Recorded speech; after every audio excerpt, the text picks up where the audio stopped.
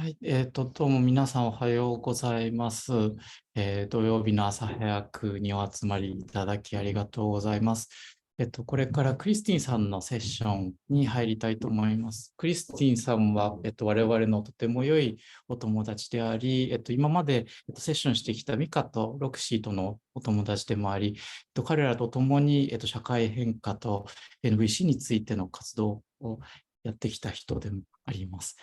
今日みんなに紹介できることをすごい光栄に思っています。はい。あと、事務的な連絡ってありますか？はい。テックサポートからの、お知らせです。チャットの方に今貼らせていただきました。お名前をですね、ローマ字名義に変更をお願いしています。あとは、オーガナイズチームの、最初に黒星がついていますので、困ったことがあれば、テクサポは今日ルリラと、私、スフィアで担当させていただきますので、チャットをいただければと思います。よろしくお願いします。あと、この内容は、録画をして YouTube にアップされますので、お顔をね、出したくない方は画面をオフにしていただいても大丈夫です。録画はスピーカービューになってますので、録画されているときに、皆さんのお話しされている人がいるときには、お顔は映らないんですけれども、もし質問とかね、する場合には、お顔が入りますということをお伝えしておきます。もう一つ、チャットに書き込まれた日本語は、ディープルエール翻訳のアプリを使って、翻訳をして、クリスティンが分かるようにまたチャットに貼り直しますので、その作業があることをお伝えしておきます。もう一つ言いますかね、ブレイクアウトルームに関しても、スペシャルニーズにお答えできればなということで、いくつかご提案をしています。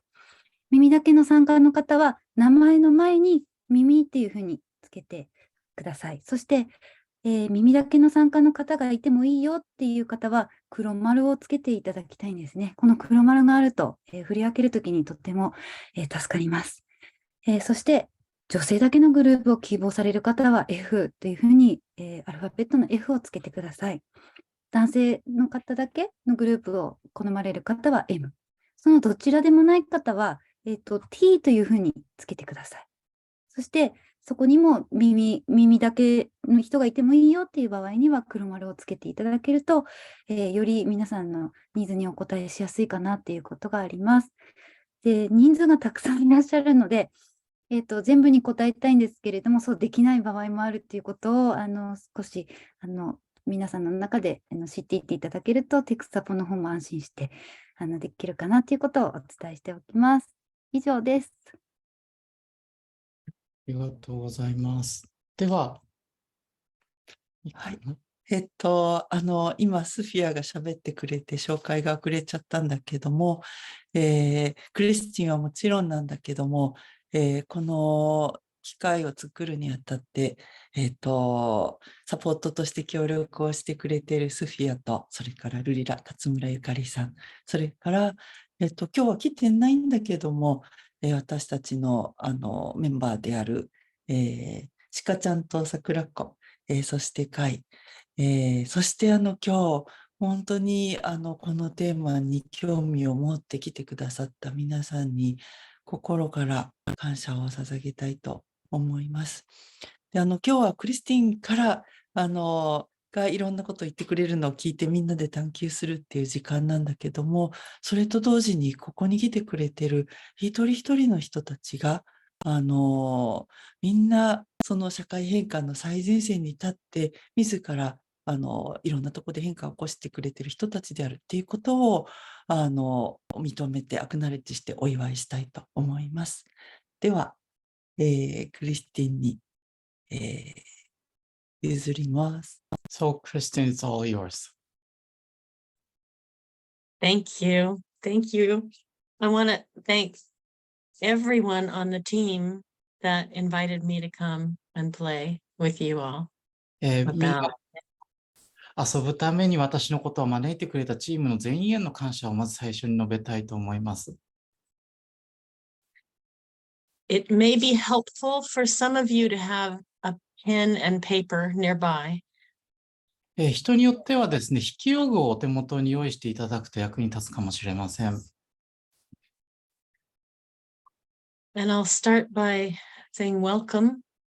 Welcome to all of you and to all of what you bring to this. で、最初にですね、皆さんにようこそっていうところから始めたいと思います。皆さんが持ってきてくださっているすべてのものへのようこそ。I'm very happy to meet all of you and get to learn together. みんなにお会いできて、そして共に学ぶことができて、とても光栄に感じています。It's customary where I'm from to acknowledge the land that we are standing upon or sitting upon and the original peoples of that land. So I invite you to remember that yourself right now. 自分が来たところでは、自分が今いる土地を認めて感謝することから始めるんですけれども、その先住民の方々や、その今の生活を可能にしてくれている方々を思い出してですね、皆さんもぜひとも、感謝を伝えてもらえたらと思います。I also want to acknowledge that some of you probably prefer to have your camera off, but I would love to see you once in a while, if you can. で、もう一つ認めたいのが、一部の方はそのカメラを消したままで参加したいっていうのも、聞きつつ、時折顔を見せていただけると嬉しいなとも思っています。That way I can see your faces and your expressions, and you can see each other. そうすることで私が皆さんの顔や表情を見ることができて、そして皆さんがお互いを見ることができるので、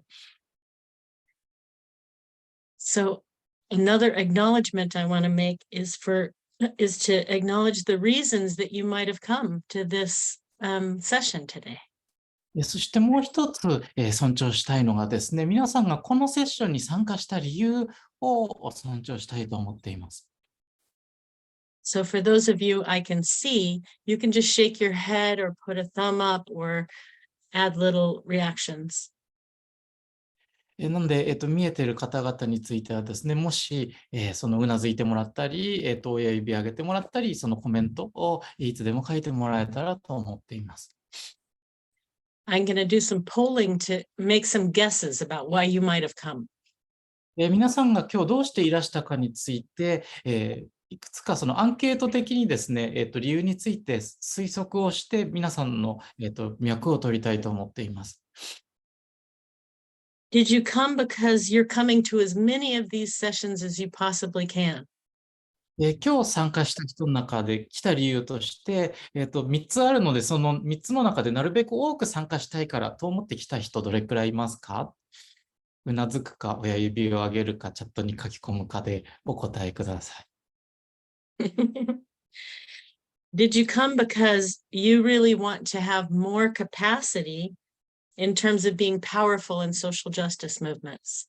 今日来た理由がですね、社会変化や社会正義の分野において自分がもっとパワフルになりたいからという理由でいらした方はどれくらいいるでしょうか？ Did you come because you know it's hard for you sometimes to meet intensity in others about these issues? 今日参加された理由とですね、自分自身にとって、こういう問題に出会ったときに、その強烈さに対面するのが難しいっていうのが分かっているから参加された方、どれくらいいますか？ Okay. Did you come because you have situations that you would love to have a hand with about things like this? 今日参加された理由として、その自分が実際に抱えている問題で、どうにか扱えるようになりたいと思っている問題があるっていう人はどれくらいいらっしゃいますか？ Or did you come because you love being in community like this? それから、今日来た理由として、こういう人の集団、コミュニティに参加するのが好きだからやってきたっていう人はどれくらいいるでしょうか？ Did you come because you love some of these people particularly to be in community with? で、今日来た理由がですね、特にここにいる人たちの中で、この人といるのが好きだっていう人が来てるので来たっていう人はどれくらいいますか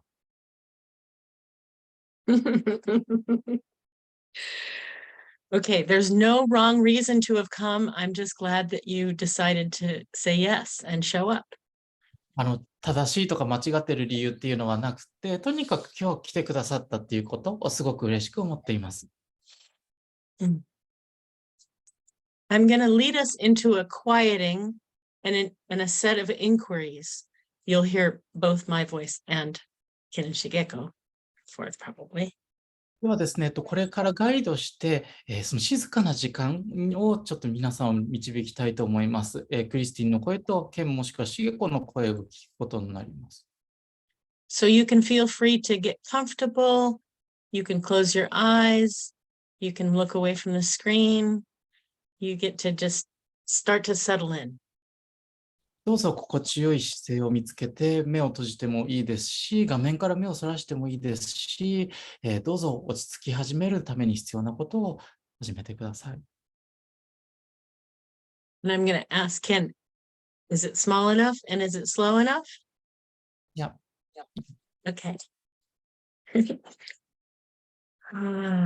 So take a few breaths and feel your body start to be held by gravity. で、何回か呼吸をしてですね、自分の体が重力によって支えられているっていうことを感じ始めてほしいんです。Notice again what feels important for you to want to learn from today or get today. でですね、再び気づいてほしいのが、自分にとって今日学ぶことは一体、どんなことが自分にとって学ぶのが大事なのかっていうことに気づき始めてください。Take a few breaths with that. で、何回か呼吸をして、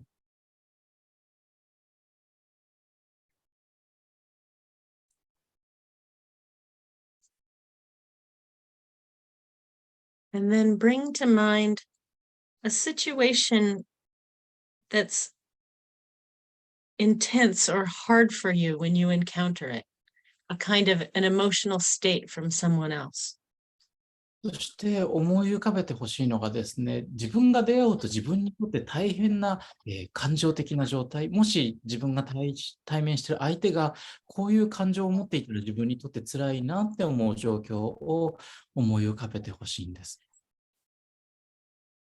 Let yourself remember actual times that it was challenging. こういう人とやり取りしてて大変だなっていう実際の状況を思い浮かべることを自分に許してほしいんです。And see if you can remember it from an observational level.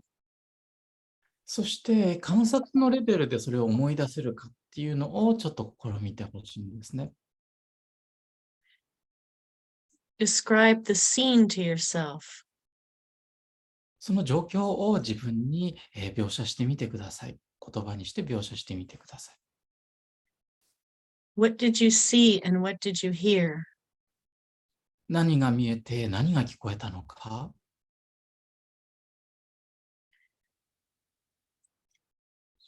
And for those of you who took the workshop with Roxy, what were the layers of observation that you can remember? そしてもしロクシーとのワークショップに参加されている方がいらっしゃったら、観察のどんな層がそこに、あったでしょうか。それぞれの観察の層でどのようなことが起きていたのか。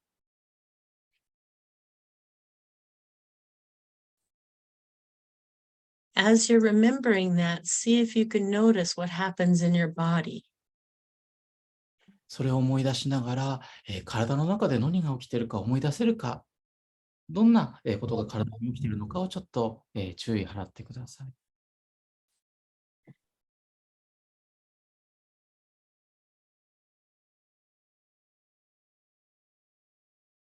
See if you can notice what emotional state kind of starts to come up in you as you remember. 思い出したときに自分の中でどんな感情的な状態が起こるのか。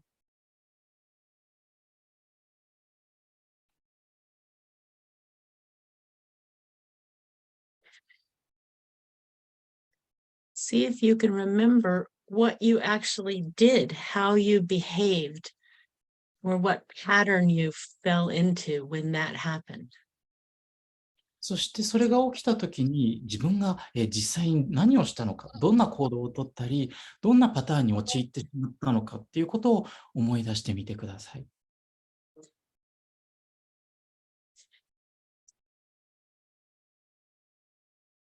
I'll name some possibilities here. いくつかの可能性を言葉にしてみます。Did you try to disappear? 自分は消えようとしただろうか。Did you try to calm them down? 相手をなだめようとしただろうか。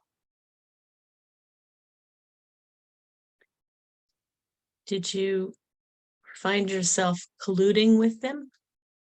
相手と、同意していることに気づいただろうか。協力しようとしたことに気づいただろうか。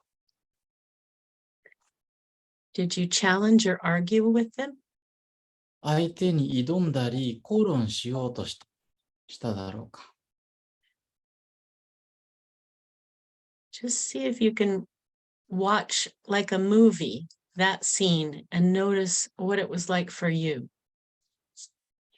映画を見ているかのように、その状況が自分にとってどんな感じのものだったのか、見てほしいんです。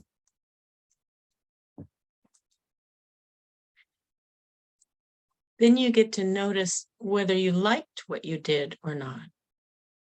そして、そこで見えているものを自分が気に入っているかどうかについても注意を払ってみてください。Was there a cost to you from your response or reaction? その時の自分の反応があった時に、自分が何か支払わなきゃいけなかった代償があったでしょうか。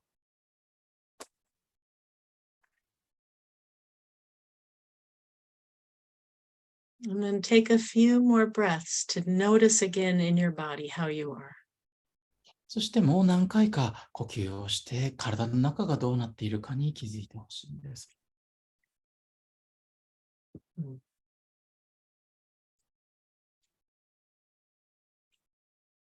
Now I'll ask, what do you wish you would have done? そして次に聞くのが、代わりにどんなことができていたらよかっただろ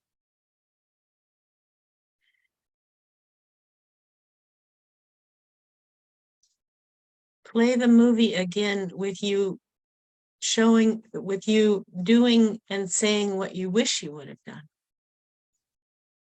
その状況の映画をもう一回再生してですね、再生し直したときに代わりにこうしたらよかったっていうことをやってる自分を想像してほしいんです。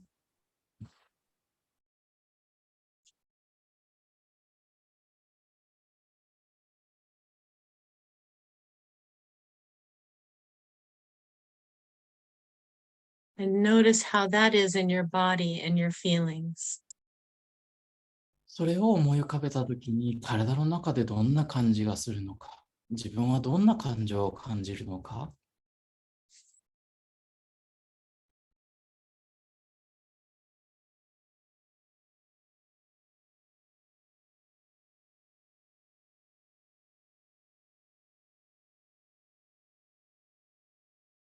And now I'll ask, what helps you do that? What helps you meet a situation like that in the way that you want to? それから聞きたいのがですね、その自分が望む形でそういう状況に対応するために、一体どんなことが自分の役に立つでしょうか。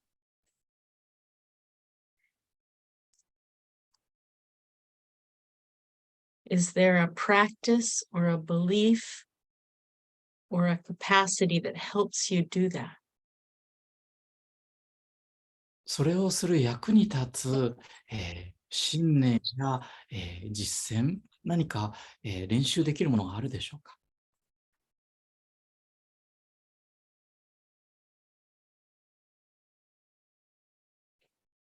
Even if you can't always do it, notice what helps you do it. 必ずしもいつもそれができるとは限らなかったとしても、どんなことがそれを役に立つのかに気づいてほしいんです。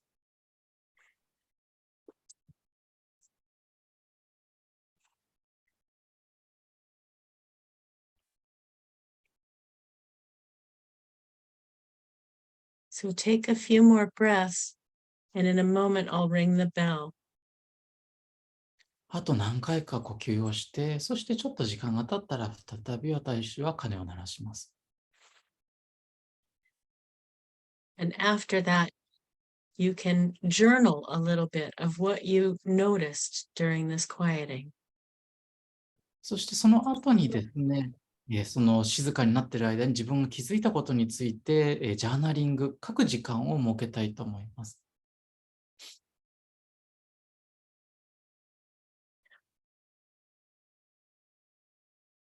Feel into your breath and the gravity again.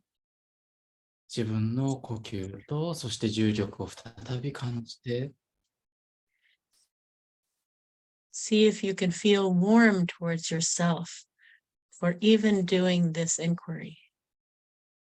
自分自身に対して温かみを感じることができるのか、特に、この探求をした自分に対して温かみを感じられるかどうか試してほしいと思います。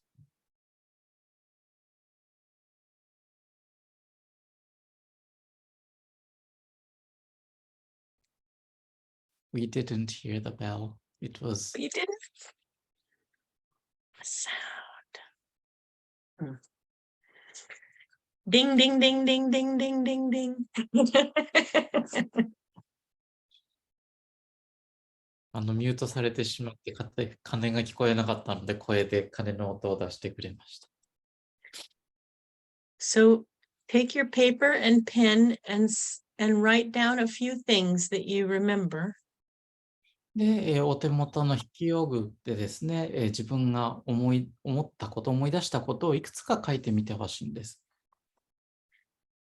About the situation from an observational level.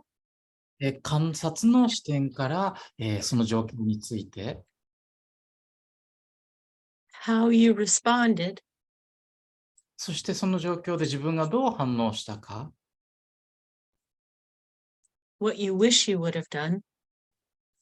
どんなことをしたかったのか、And what helps you meet a situation like that the way that you want to. 本当はどういうことをしたかったのか、そして、望むような形でそういう状況に対応するためにはどんなことが役に立つのか。I'll give you about 5 minutes. 5分ほど時間を差します。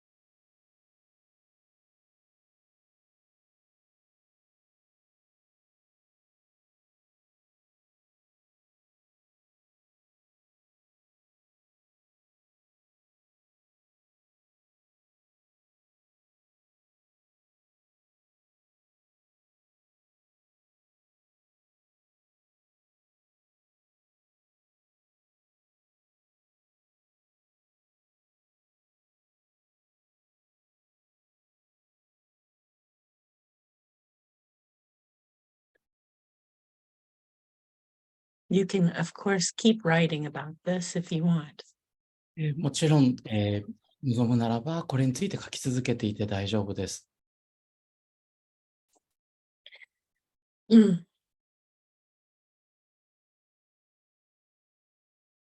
It's hard for me to decide which part to go to next. 次にどこに焦点を当てようか決めるのが難しいんです。自分にとって。Let's look at why it's hard. What's hard about it? ではですね、なぜそれが大変なのか、一体どんなことがその状況を大変にするのかというのを見ていきたいと思います。So you can notice inside what I'm going to ask some questions. いくつか質問を聞こうと思います。And you can show me with your hand how much this question is true for you. So if it's really true, you can show me all 5 fingers. If it's not true, you can show me your で、 fist. これから聞く質問についてですね、手で、自分にとってその質問が自分にとってどれだけ、本当なのかを示してもらえたらと思います。ものすごく本当だったら5本指上げてもらって、全然本当じゃなかったら0で、その中間はその何本か指上げてもらえたらと思います。And you don't have to show me anything if you don't want to. そして参加したくなかったら全然やらなくて大丈夫です。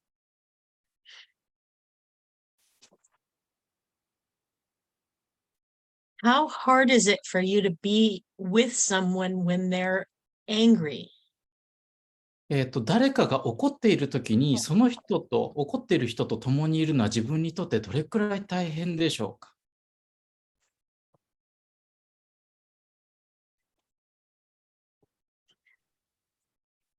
Does that change if they're not angry at you, but they're just angry about the world?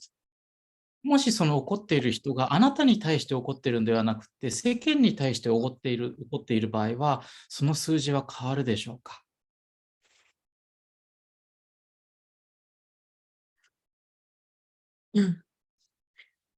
How does it change if they're really loud and angry? もしその人が怒っているだけではなくて、声が大きかったら、どう変わるでしょうか。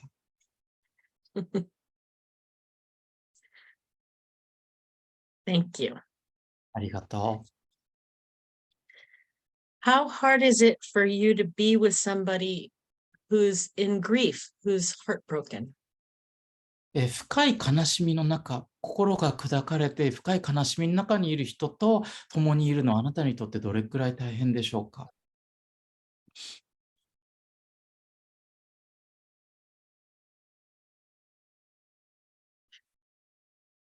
How hard is it for you to be with somebody who's in despair or hopelessness?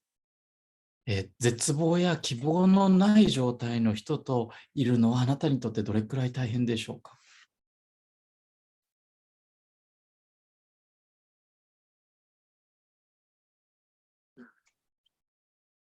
Is it different if the person in despair is really important to you? もし絶望の中にいる人があなたにとって大切な人だったら何か変わるでしょうか。I'll say it's so much harder when I love someone to see them in despair and hopelessness. 私の場合だと、その愛する人が、絶望や、その希望がない状態にいるのは私にとってはすごい難しいんです。I'm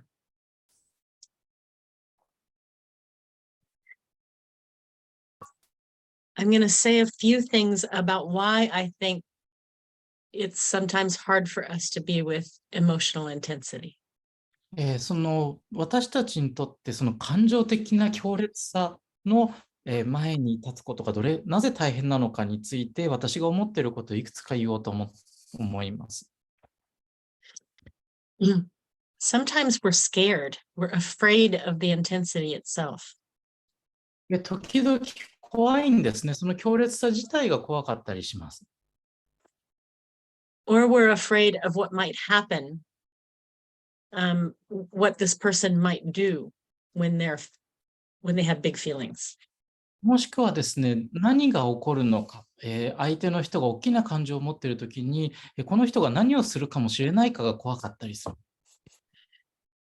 It helps to be able to notice if that's what is happening in you, if you're scared. もしね、自分の中に恐れや怖いという気持ちがあったら、それに気づけることは役に立ちます。And you can name to yourself with your own name, oh, Kristin, are you scared right now of what they might do? そして自分の名前を使って、自分にそれを言葉にして声をかけるといいと思うんですね。ああ、クリスチン、相手が何をするかについて怖がってるのかいって。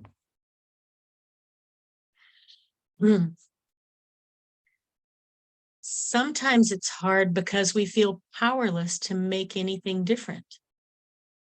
時々大変な理由としては、変化を起こすことについて無力を感じているので、そういう状況が難しかったりします。I personally believe that powerlessness is one of the most difficult states that we don't act our best when we feel powerless. 私の個人的な、信念としては、その無力感っていうのが最も難しい。無力感を感じているときに一番その望まない行動をとってしまう。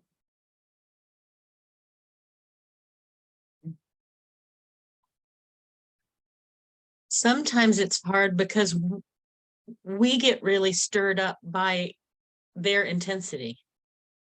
時々大変な理由として、その相手の強烈さによって自分が影響を受けてしまうので。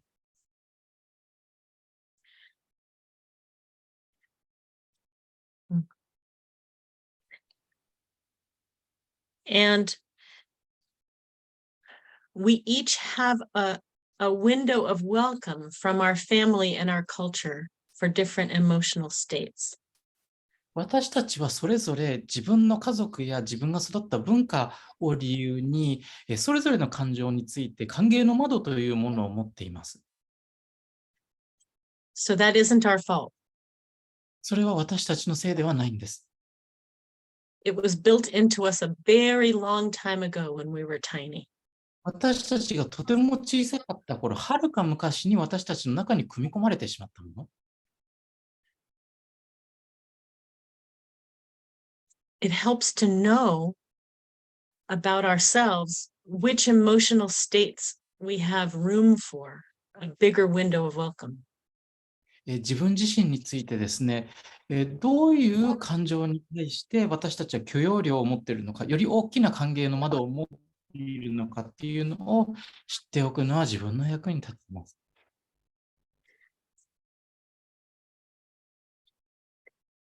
And another reason is because we think if we listen to them, that they might think we're agreeing with them. もう一つ難しくなる理由として、もし私たちが相手の話を聞いてしまったら、相手は私たちが同意していると思ってしまう。それが難しくする。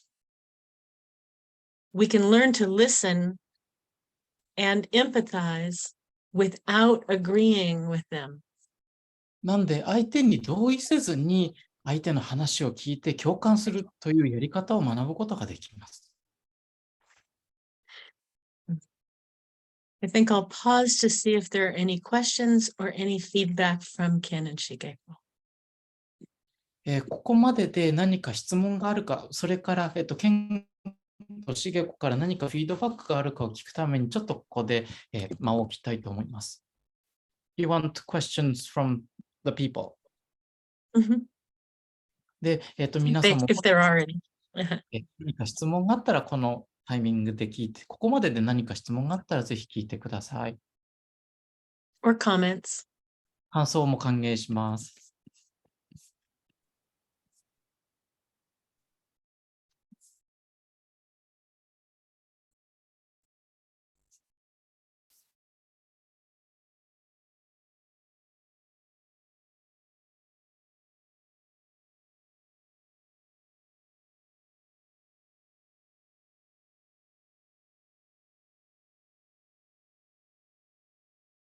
You can shake your head if you're already enjoying something about this session. ここまででもうすでに何か楽しいことをセッション楽しんでいたらどうぞうなずいてください。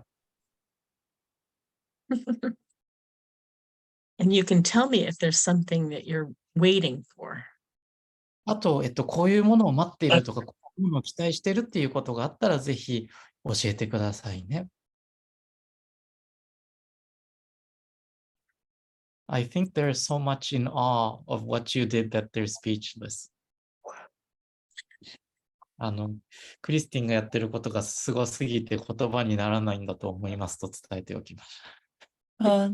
And as my feedback, because you asked, I really like what you're doing, especially like the spaciousness and pace for us to really connect deeply into. So thank you. Yay! はい、私からのフィードバックとしてですね、ク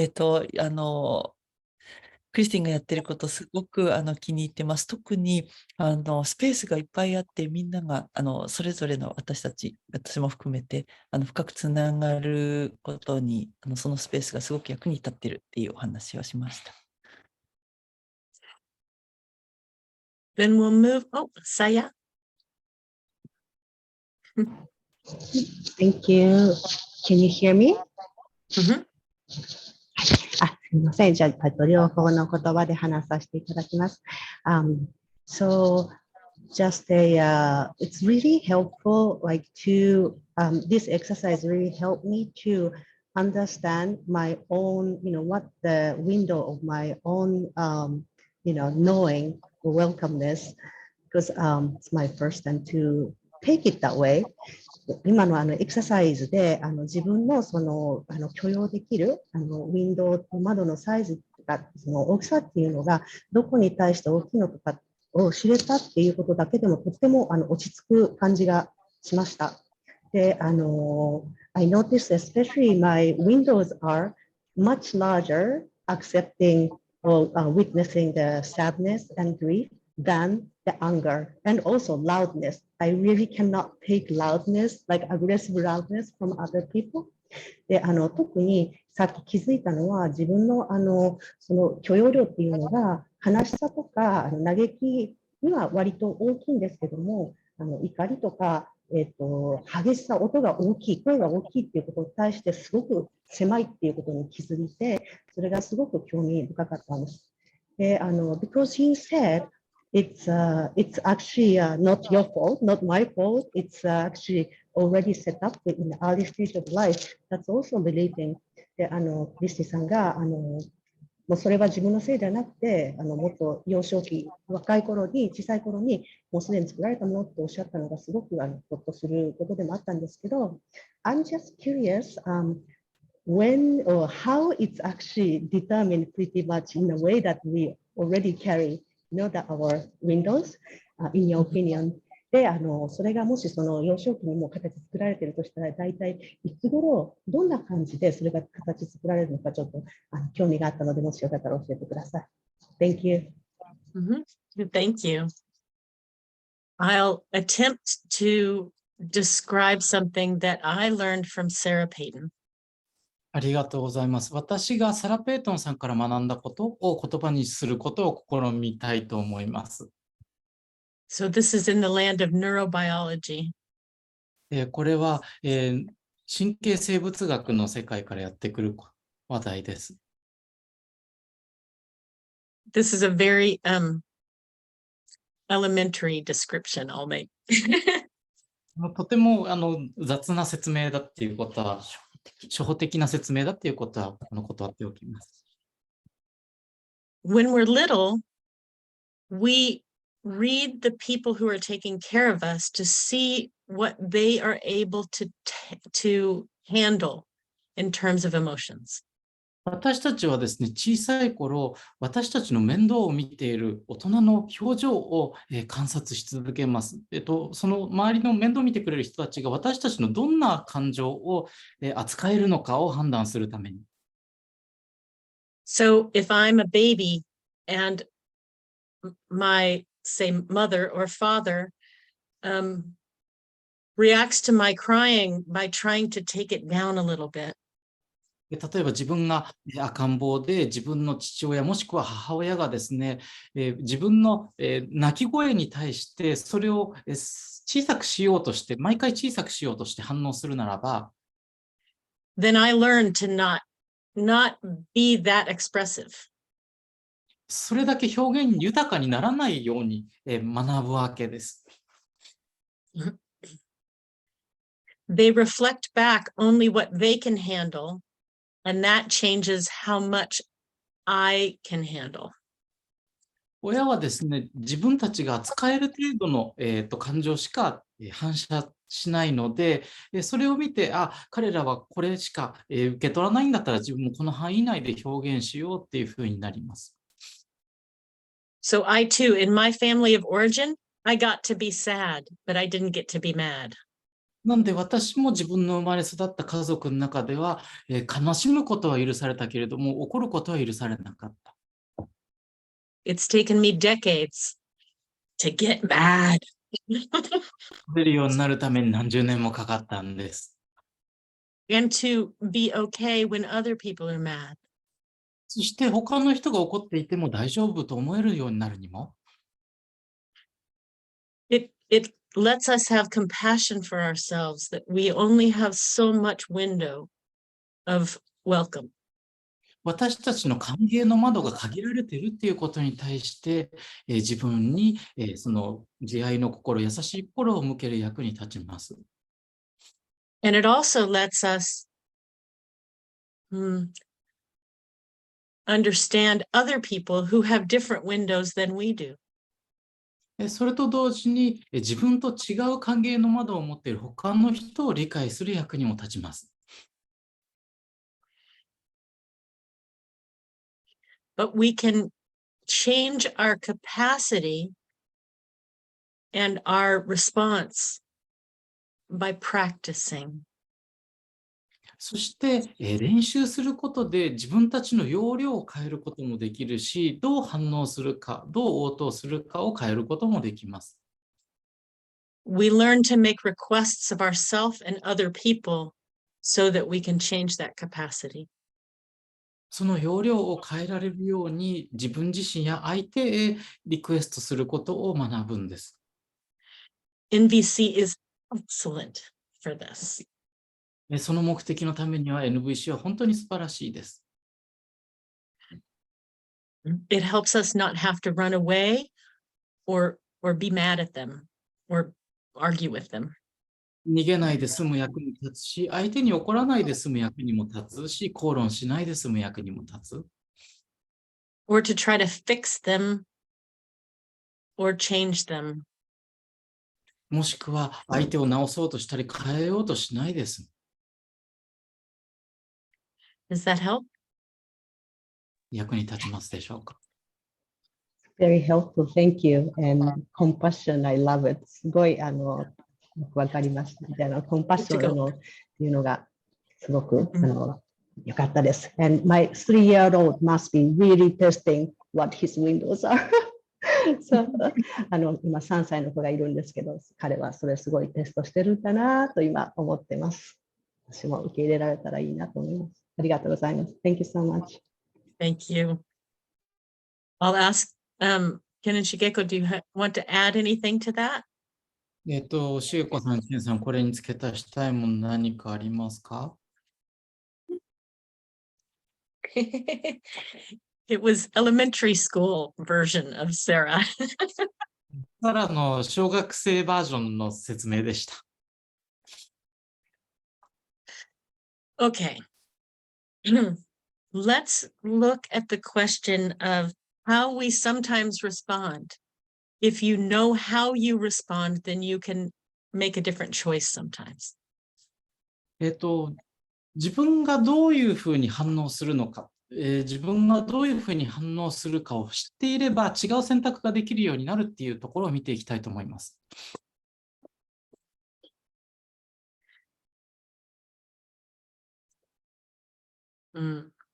If you know, when someone's angry, If you tend to freeze or immobilize, then make a little sign so I know.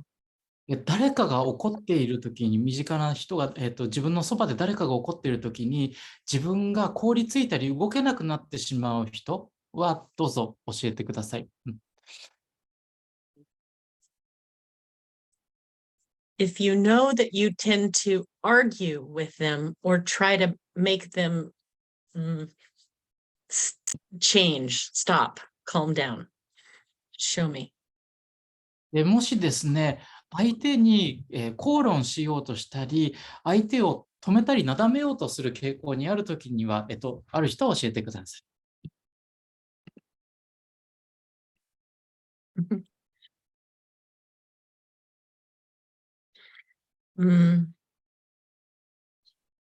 If you know that sometimes you fall into being like them, like colluding with them about, yes, me too, I'm angry at the same thing. Then show me. 時々ですね、相手と賛同しがちな場合、自分が相手に賛同 しがちな場合、ああ、そうだよね、あいつら悪いやつだって賛同しがちな場合、教えてください。I know I'm making this overly simple. 非常に簡略化しているっていうのは気づいていますが、But it helps so much if you can notice how you are reacting or responding, what pattern you fall into. 自分がですね、どう反応しているのか、どう応答しているのか、自分が陥りやすいパターンが分かると、とっても役に立ちます。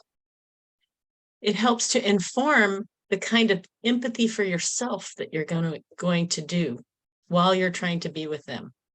相手と共にいながら自分にしようと思う共感の種類を判断する役に立ちます。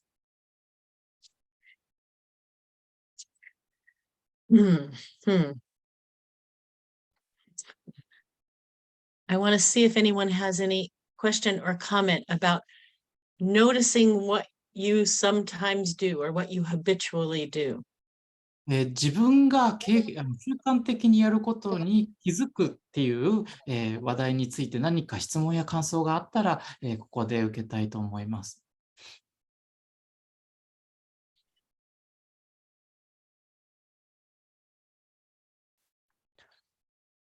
通訳からのお願いで、日本語を話される方は、ワンセンテンスずつ、私が正確に通訳したいので、ワンセンテンスずつ話してください。で、さやさんがやってくれたみたいに、両方の言語で話される方はぜひそうしてください。以上です。I asked them about the translation. Oh, great. Maybe this is a good time actually to send people into triads so that they can talk about this question, take turns talking about this question. でこのタイミングでですね、スフィア小グループにみんなを送ると、いいタイミングかもしれないので、その3人1組の小グループに人を送って、それぞれこの問いに答えてもらえたらと思います。How long would you want the triads to be?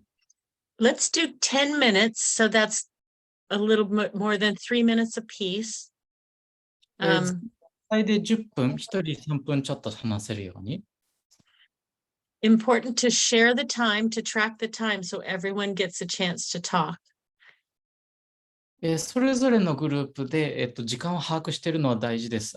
均等に話す機会が設けられるように。And when you're speaking, you're talking about what you habitually do and versus what you want to do. でそこでどんなことを話してもらうかっていうと、自分が習慣的にやってしまうことと、それに対して自分が本当はこういうふうに応答したいんだっていうことについて。And when you're listening with warm curiosity. そして聞いているときはですね、温かい好奇心を持って聞いてほしいと思います。Listening deeply for what matters to this person that's talking. 喋ってる人にとっで、一体何が重要なのかっていうのを深く聞きながら、聞いてほしいんです。You can't say anything wrong. You just get to see what you think when you're speaking. 間違ったことは言えないし、ただそこで起こるのは自分が言葉にするとこういうことを言うんだなっていうのがただわかります。Okay. Any questions? 他に、グループに分かれる前に質問ありますか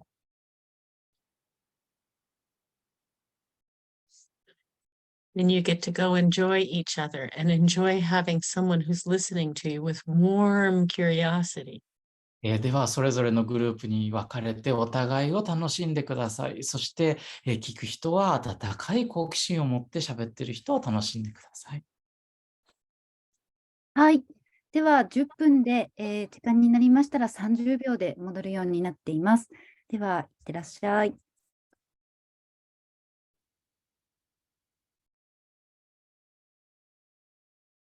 Down.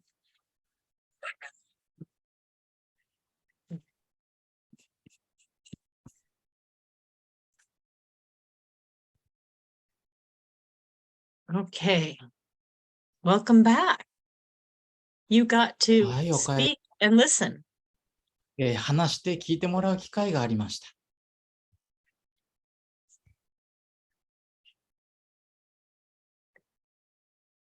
I find it useful to do a process that I call echoes.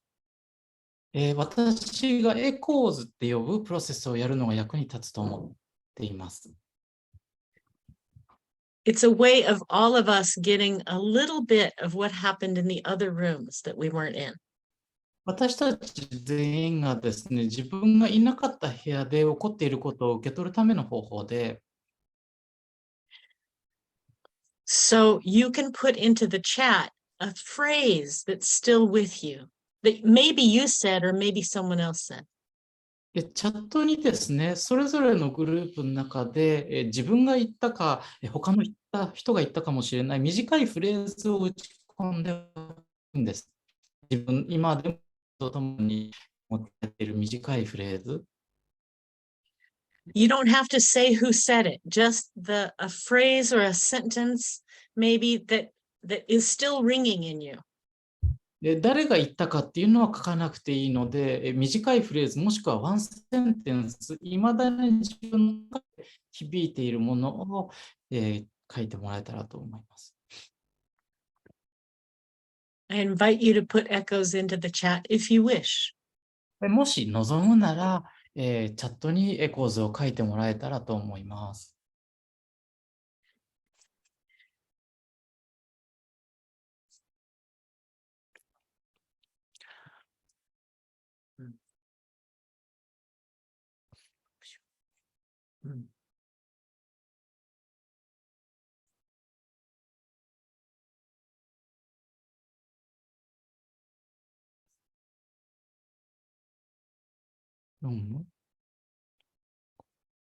So, One of the things in Zoom is that we don't get to be in a room together. So this does a little bit of that. Zoom の特徴として、私たち同じ部屋に共にいることができないんだけれども、これがこの代わりになります。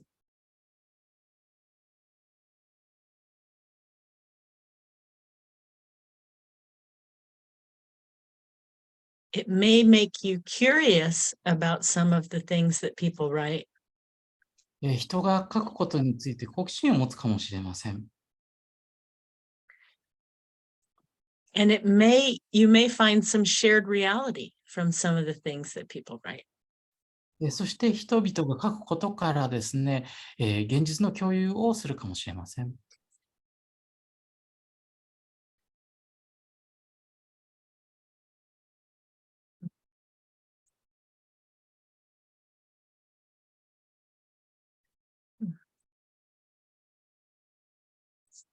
Mm.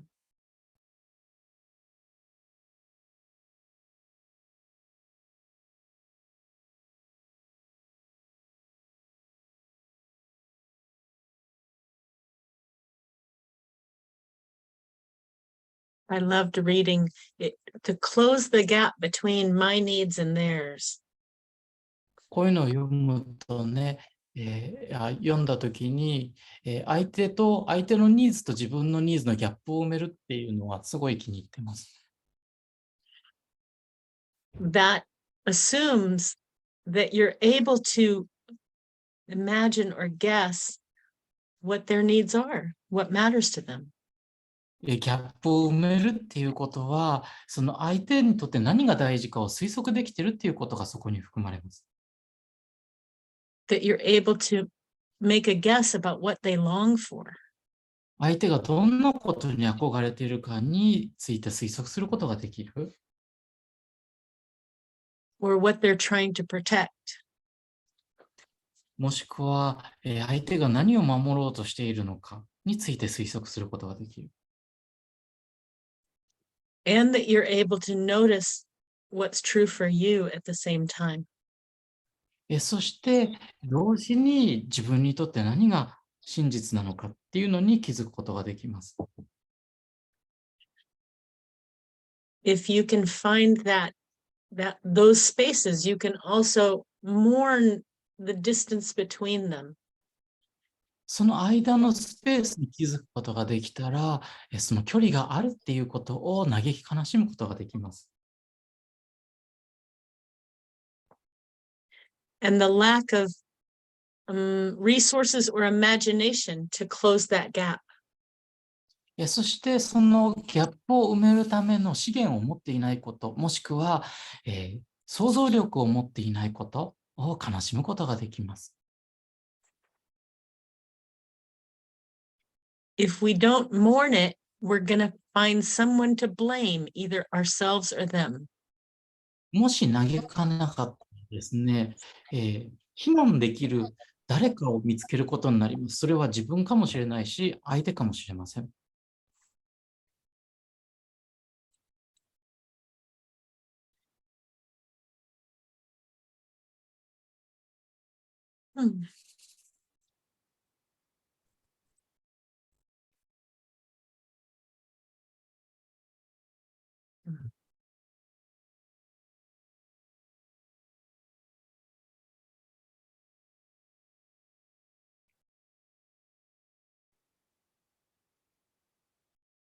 And if we can feel into how we want to be able to show up, then it becomes a little more possible. 自分がそういう状況でどういうふうにありたいのかっていうことを感じ始めることができると、その可能性が開かれてきます。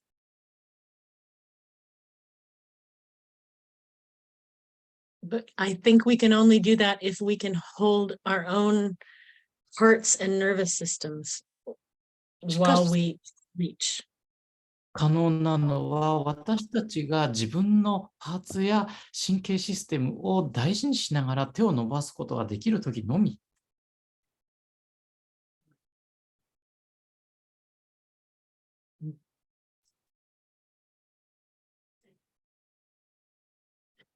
It's a lot to ask.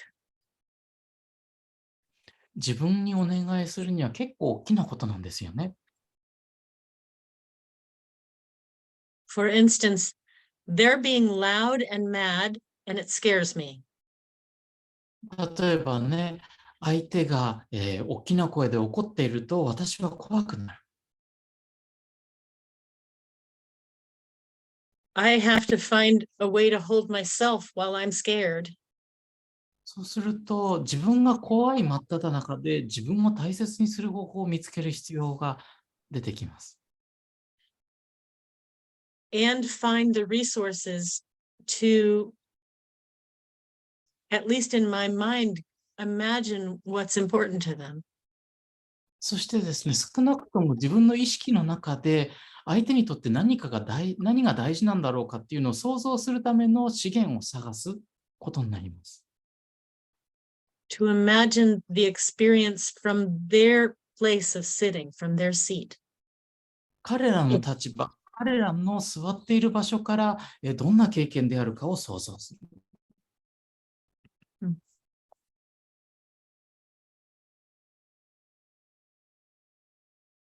if we could only slow things down, it would be easier. 物事を本当にペースを落とすことができると、それは自分にとってより簡単になります。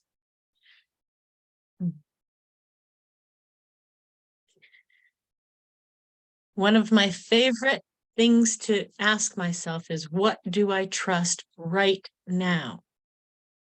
自分がね、自分に聞くのがとっても好きなことの一つに、今この瞬間、自分は何を信頼するだろうかっていう問いがあります。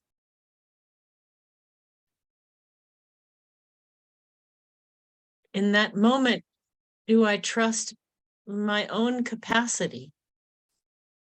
その瞬間、私は自分の容量を信頼できるか。In that moment, do I trust what I know of these processes to be able to guide me? その瞬間、私は自分の知っているこのプロセスが、ガイドできるということを信頼できるか。In that moment, do I trust my relationship with this person or people watching? その瞬間、私は自分と相手との関係性を信頼するか、自分と見ている人たちの関係性を信頼するか。I find that asking myself what I trust helps to bring a slower breath. 自分が何を信頼するかを聞くことが、よりゆったりした呼吸をする役に立ちます。Especially when I'm afraid. 特に自分が怖いとき。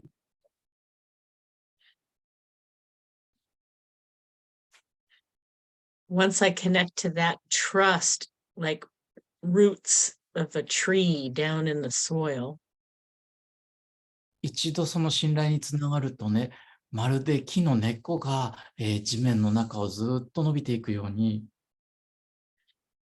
I can sometimes find the motivation to try another thing that I know to reach for them.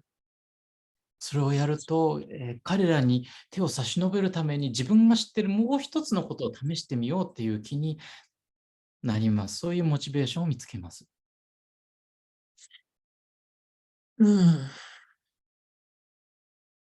Do you like that question to yourself? What do I trust right now? 皆さんはこの問いを、気に入ってますでしょうか？今この瞬間、私は何を信頼したいだろうか？ Or even, what would I like to trust right now? もしくは、この瞬間、どんなことが信頼できたらいいだろうか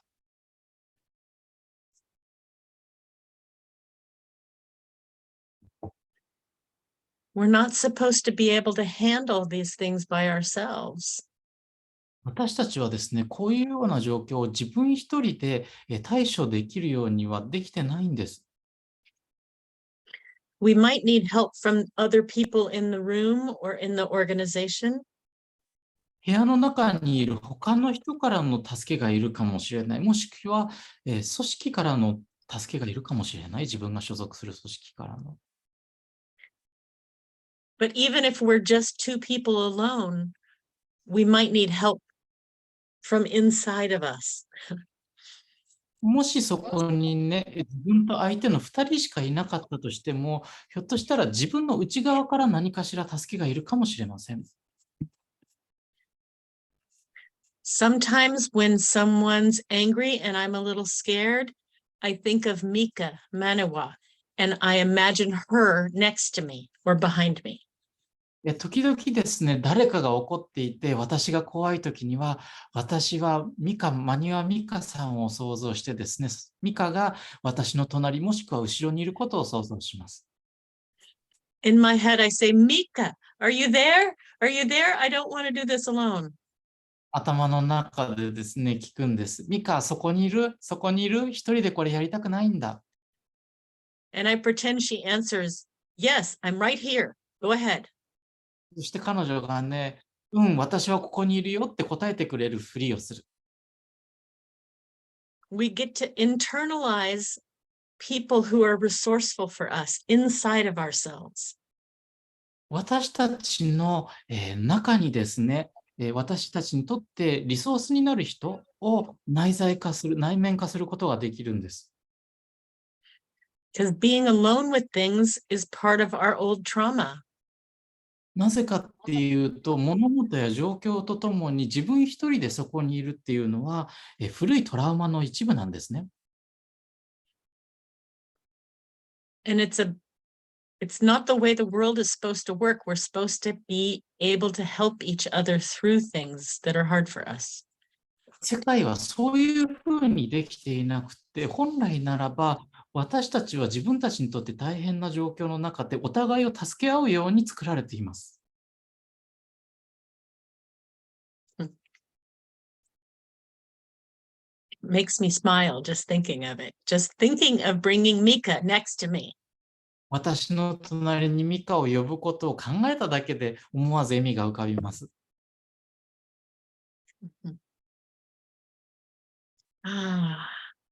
Okay. I think it's about halfway through. So we should take a little break so that you can stretch and have water in, water out. で、大体半分ぐらい来たのでですね、ちょっと休憩を取りたいと思います。ストレッチをしたり、水を入れたり出したり、生物的な休憩を取るために。So let's go until like 6 o'clock. Is 8 minutes good? じゃあ8分ぐらい、11時ちょうどまで休憩取りましょうかね。Make sure you stretch and ス move. トレッチして動いてね。Okay.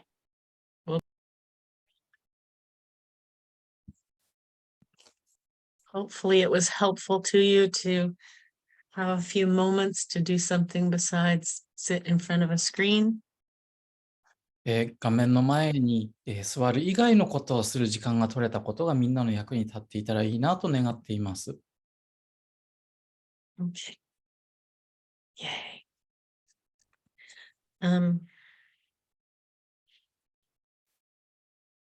So let's spend a little time on how we can show up, not show up, how we can meet those moments differently. ではですね、それらの瞬間にどうやって出会えるかっていうことをちょっと見てみたいと思います。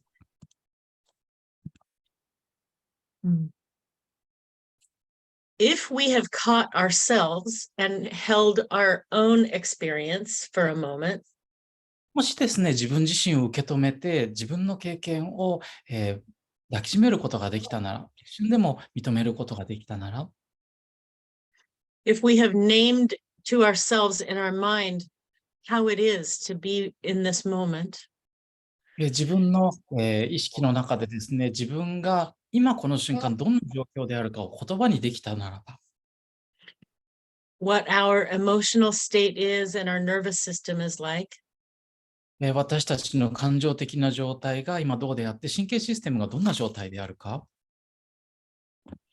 and maybe what our urge or habit would be, そして自分にどんな衝動や習慣があるのか、then we can sometimes take a breath to imagine empathy for them. そしたらですね、ちょっと、一呼吸して、彼らに共感を持つことが一体どんなことなのかというのを想像することができます。I can ask myself that question, what do they long for and what are they trying to protect? そしてこの質問を聞くことができるんです。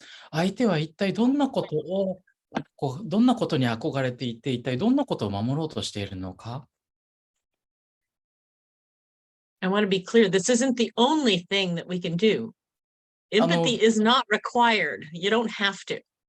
明確にしておきたいのは、これが私たちができる唯一のことではないっていうこと。共感は必ずしも必要ではないし、やらなくてもいいんです。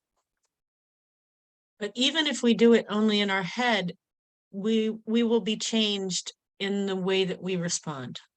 しかしですね、頭の中で、しかそれをやらなかったとしても、相手への応答の方法が変わります。So I want you to think about your situation again that you did in the quieting at the beginning. ではですね、一番最初のその静かな時間で思い浮かべてもらった状況をもう一回思い浮かべてほしいんです。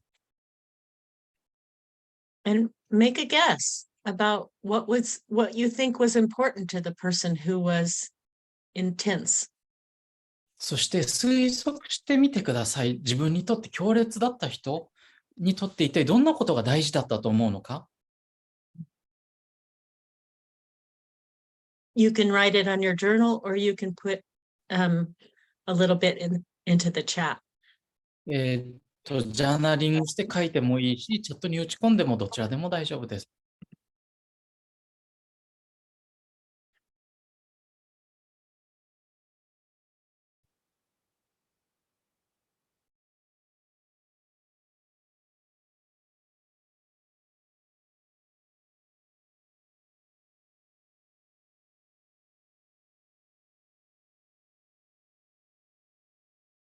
Sometimes we get clues from them from the things that they're saying. 時々、彼らが言ってる言葉からヒントを得ることができます。Even if they're just speaking judgments and criticism, たとえ相手が批判や非難しか言ってなかったとしても、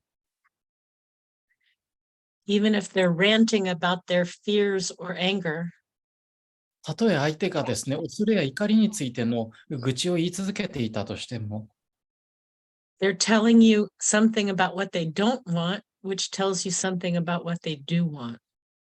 彼らが望んでないことについて教えてくれているということは、逆に望んでることについて教えてくれることでもあるんです。They might be upset about a strategy, but that strategy is connected to something, a need, a value, a longing. 手段について、その機嫌を損ねているかもしれないけれども、それはその人のニーズや価値観や憧れを指し示しています。Because most conflict happens at the strategy level. なぜかというと、ほとんどの対立は手段のレベルで起こるからです。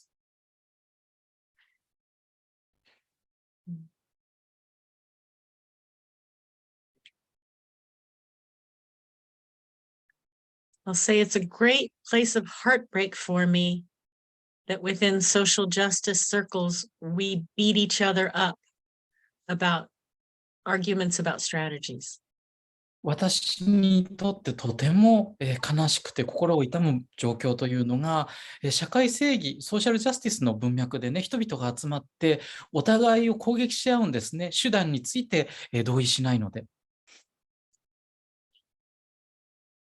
Again, it's one of the reasons that I believe so strongly that NVC can be supportive here.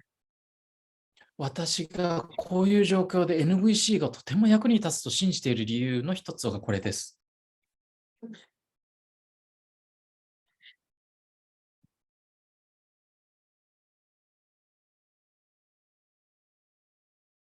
I want to check and see if anyone is willing to say a few words about their guesses about what might be important to someone who's upset. もしよかったらですね、誰か自分が想像している相手は、その機嫌を損ねているんだけれども、その奥では本当はこういうことを大事にしたかったんじゃないだろうかっていうことについて、一言二言聞かせてくれる人いませんか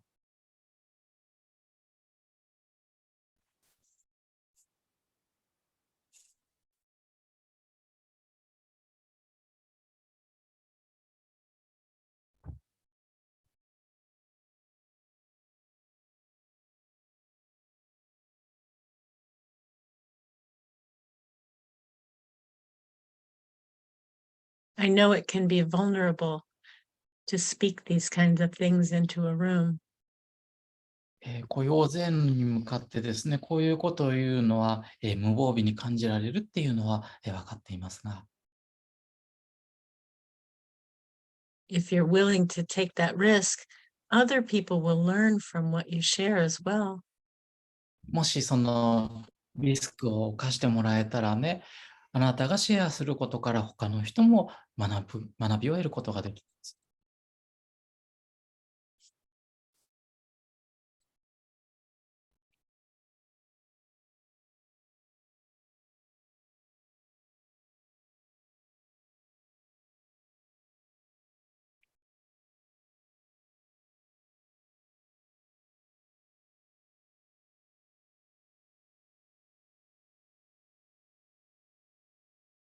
My preference is to have one of you talk. Oh, Yoshiko. すみません。一応手を挙げたんですけど、どんなことを話したらいいのかがちょっと理解ができなくて。I put my hands up, but I don't understand what you asked us to talk about. Oh, got it. What's in the situation that you're thinking of? あなたが想像してもらった状況の中で、then what is it that what is it that they're saying or doing, and what do you imagine they long for? 相手の人はどんなことを言ったりやったりしていて、そしてその言ったりやったりすることで相手はどんなことに憧れているのかと自分は想像するか。What would you imagine is important to them or matters to them? その人にとって一体どんなことが大事なのかと想像しますか。相手が私にしたことでっていう意味ですか？私がしたことではなくて、相手がしたことではっていう。Do you mean about what they did to me? Well, Not necessarily. a little bit of what they said or did, and then what you imagine matters to them behind what they said or did. 言ったりやったりしたことを具体的にほんのちょっと、言葉にしてもらって、その奥には、その人にとって何が大事だったかっていうことの想像です。じゃあちょっと間違ってるかもしれないんですけれど。I might be wrong, but That's okay. 私が、私はどちらかというとすごく人と親しくなりたい、距離感が短い人なんです。I tend to want to close to people.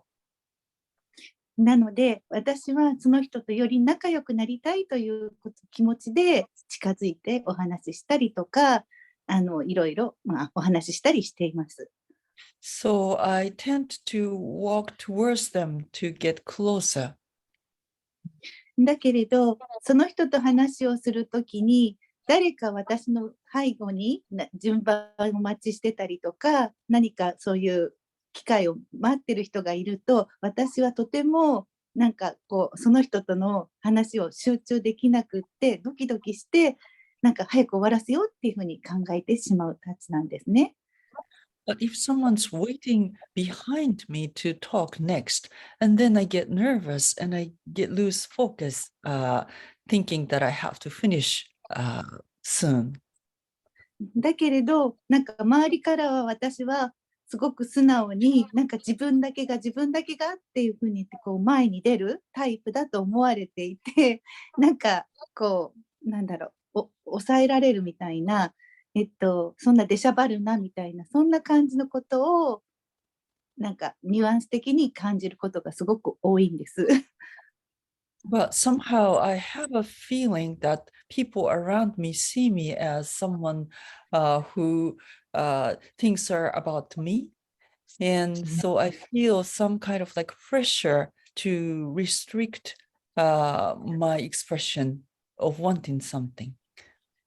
なのでなんか私はすごい自分なりの気を使ってなんか表に出れない自分っていうのに苛立ちを感じているんだけれど、そこを責められてっていう、なんかその差に私は苦しんでいる。うまく伝えられるかな。I have struggled between my intention to have care for that and people's reaction, actually, I almost feel like I'm blamed of what I really have care about. And that, like the gap makes me struggle. I don't know if I am making sense to you. Mm-hmm. つまり私が思っている動機と相手が見てる私の様子とがすごい差があることになんかいつも残念に思っている。で、自分を苦しめちゃう。あ、すいません。I always feel sad about my intention and how people see me. There is a huge gap. And I tend to blame myself about it. こんなんでよかったのかな。This what responding your question. Yeah, I have a question for you about this. これについて質問があるんだけどね。Are there times when this happens that someone's reaction to you has intensity? それが起きたときに、誰かのよしこさんへの反応が何かしらの強烈さを持っている状況ってあっただろうか。強烈？感情的に強烈な反応？私に対する攻撃であったりとか、そういうイメージですか？ Do you mean the attack towards me or something like that? Something that's intense for you. 攻撃に限らなくても、自分にとってその強烈だなって感じる表現？そうですね。そういう時もあります。実際にそういう相手のそういう行動的な反応もあるし、私自身がどちらかというと人の感情も自分の感情だと思ってしまって混乱する私がいるので、なんかそこで自分が自分を責めてしまっているっていう、なんか2つのパターンがあるんですが、うまく伝わるかな。Sometimes they are intense, and sometimes like it's my reaction that I take their emotion almost as mine, and then I tend to blame myself, like getting confused. Am I making sense? Yes. When we blame ourselves, when our inner critic comes up, 私たちが自分を批判するときね、内なる批評家が出てくるときに、things of course feel more intense because it explodes inside. 状況はより強烈に感じるのね、もちろん。なぜかっていうと、自分の内側で爆発が起こるから。So I can imagine if you stepped close to somebody and they turned around and went, "Hey!" なんで想像できるのが、例えばあなたが誰かに一歩近づいて、相手がちょっとって反応するでしょ？ That might feel hugely intense for you. それは自分にとってはとてつもなく強烈に感じるかもしれないのね。Does it? そんなことありませんか？かなりあります。Yes, a lot. So we have to get better at empathy for ourselves around that self-blame. なんでですね、自分の非難、自己共感に上達することが大事になってくる。Before we can have the chance to make a guess about what it was like for them. 相手にとってどんな気持ちだったのかっていうのを想像できる前に、自分への自己共感を上達する必要がある。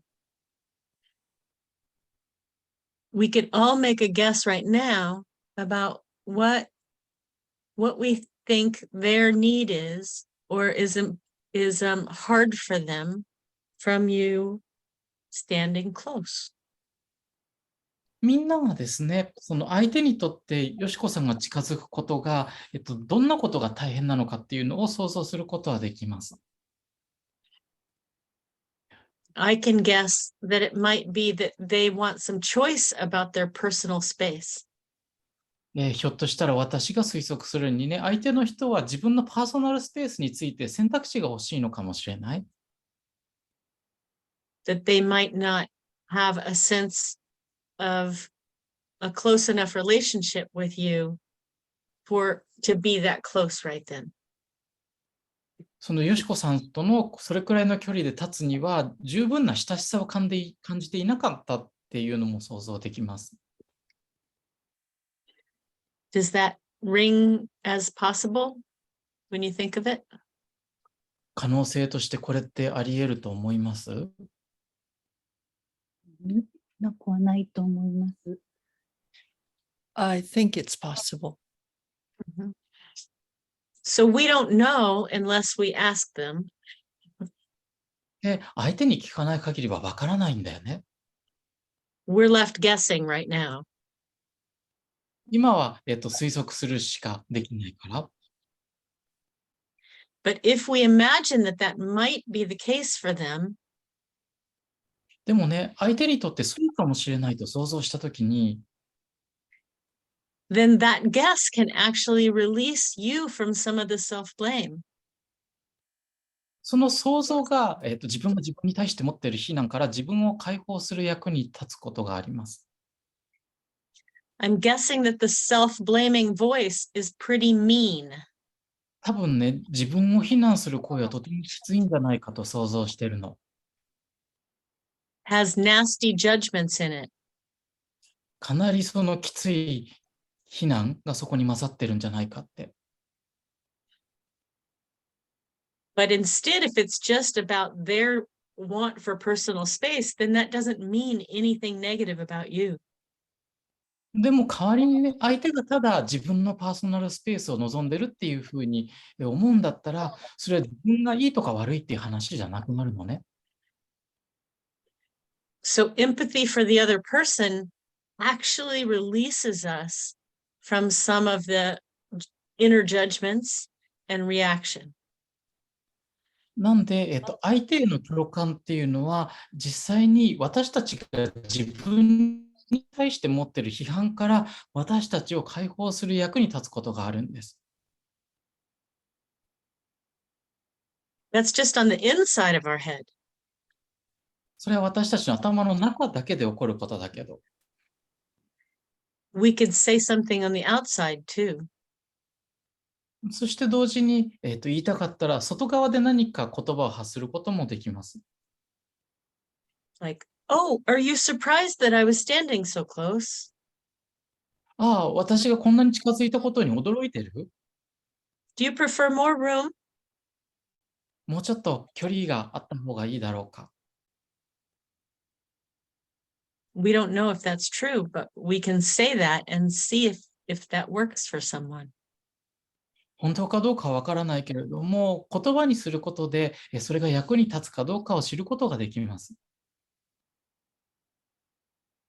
How does that land for you, Yoshiko? よしこさん、これ聞いてどうですか？ありがとうございます。Thank you. 私の中に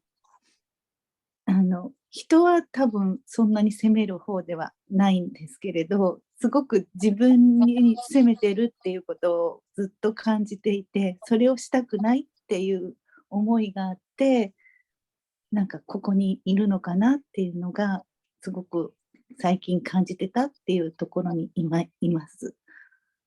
I tend not to blame others, but I tend to blame myself, and I really don't want to do it. That's why I am here. その時にそれでもなんかこれ以上言っちゃうと、相手を責めちゃうし、でもこれを考えてる自分は自分が責めてて、でもどうしたらいいのかわからなくて、なんだろう、なんかある程度、今喋ってるように、こうやって表現することはできるんだけれど、でも一番肝心なことは言っちゃいけないって思っている私が、なんかこれ以上言っちゃうと相手を責めちゃうし、自分も責めちゃうことになっちゃうので、どうしたらいいんだろうって思って、その言葉をどうしてたらいいんだろうって、すごく今、戸惑っている私が今、います。Right now, I am very torn. Like I notice myself being very torn, telling myself I have to say something what's most important for me. Because if I express myself further, and then it will be a blame for other person. Or if I could like blame myself, so I can't say what's important for me. Oh, so hard, huh? とてもきつそうですね。I hear the longing for not having to blame them or yourself. 本当に相手も自分も非難しないで済ませたいっていう憧れが聞こえます。But to hold each one of you as just human beings who are trying to function in the world with kindness. それぞれの人をね、本当に世界の中でただ生きようとしている一人の人として優しさを持って接したいっていう望み。I find this way is incredibly powerful for dealing with the things that happen in our own heads about ourselves. そしてこのやり方はね、私たちが自分に対して持っているやり取りのやり方に対処するためにとっても役に立つと思っています。I thought I was pretty good at dealing with other people when I first started NVC. 自分がね、NVC を始めた頃は、自分は他の人に対処するのが結構上手だって思ってたんです。I don't know if I was right. 正しかったかどうかわかんないけどね。But when I found out that I could deal with this thing that tries to eat my head and blame me for everything, then I wanted more of this. でもね、その私にこうやって噛みついて私の脳を食い尽くして、すべてのことについて自分を非難しようとしている人に対処する方法を学んだときに、ああ、これもっと学びたいって思ったの。I hope that for you too. よしこさんにも同じことを私は望みます。ありがとうございます。Yeah. There's a big cost to you and to the world as a result of that self-blame. 自分の非難した結果ね、よしこさん自身と世界にとって大きな喪失が起こります。And I imagine a huge longing for more freedom and more power in your world, more to get to express. そして想像するに大きな憧れがあって、それは自分の自由や世界に対してより、のびのびと自分を表現できることへの憧れ。You can imagine the whole world waits for you to feel that so that you can be all that you are. よしこさんがそれを感じられることを世界全体が待ってるっていうふうに想像してます。ありのままでいられるように。Is this a good place to pause this, Yoshiko? 一旦ここで終わるのに良い場所かしら。もちろんです。どうもありがとうございました。Yes, of course. Thank you. ありがとう。And if anyone learned something or was moved by that, then you can put a gift received or a need met from Yoshiko sharing that. もし You learned something. やりとりで心を動かされたり何か学ぶことがあったらですね、チャットの方に受け取った贈り物や満たされたニーズの言葉を書いてもらえたらと思います。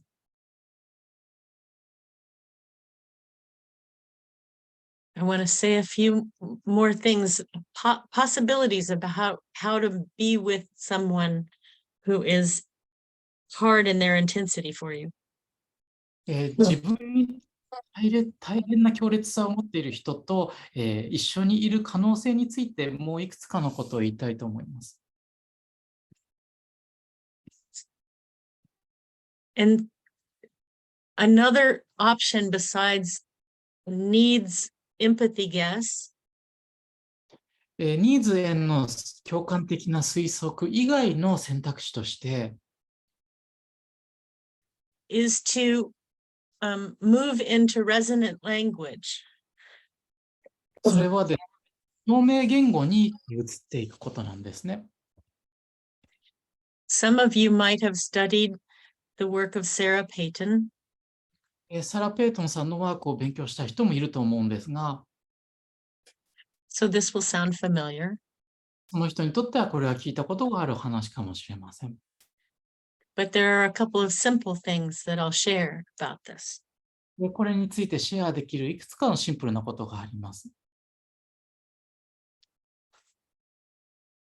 You can make a guess about a metaphor of how things are for them. 相手にとって状況がどんな感じかということについての、メタファー、比喩の推測ができます。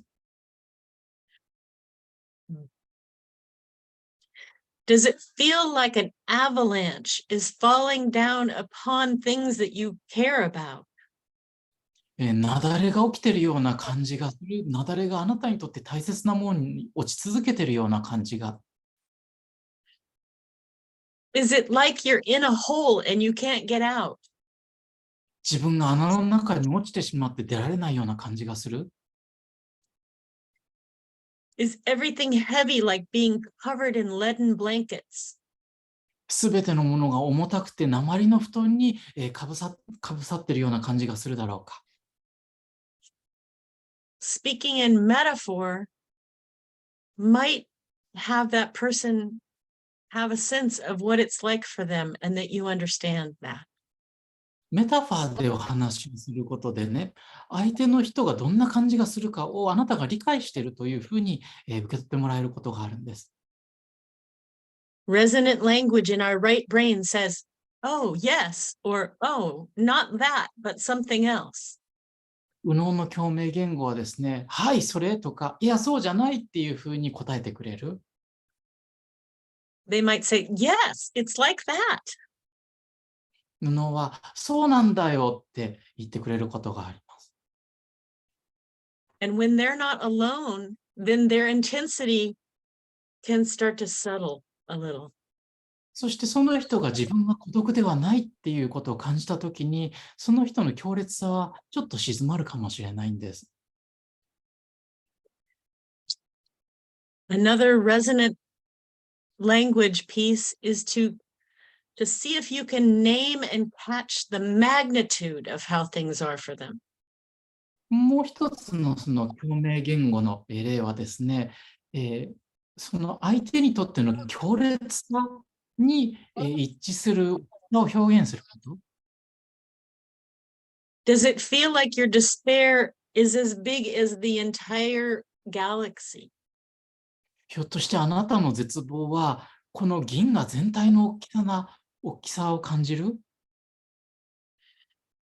Or you can ask a question. If this was a body of water, how big would it be? もしくは相手に質問を聞くことができます。もしこれが大きな、海だったら、その海はどんな大きさを持つだろうか。You're wanting to go closer to them to see if they can help you understand what it's like. 相手に近づこうとして、そして相手にとってどんな感じかを理解するお手伝いをしてくれるように、やり取りするわけです。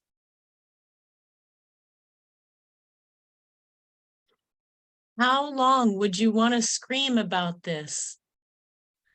これについて叫べるとしたら、どんだけ長い間叫びたい？ I'm so curious. Does this sound weird to you? 興味があるんだけれど、このような感じがするだろうか。It's not the language that we sometimes encounter in the world or speak in the world. でそれは私たちが日常生活で出会うような言葉ではないんですね。But when we speak in resonant language, we don't feel so alone with our experience. でも共鳴言語で喋ると、自分の経験を持っているときに孤独をそんなに感じなくなります。We have the sense that someone wants to understand it and come toward us. 相手の人がそれを理解したくて私たちに近づきたがってるっていう感覚を受け取ることができます。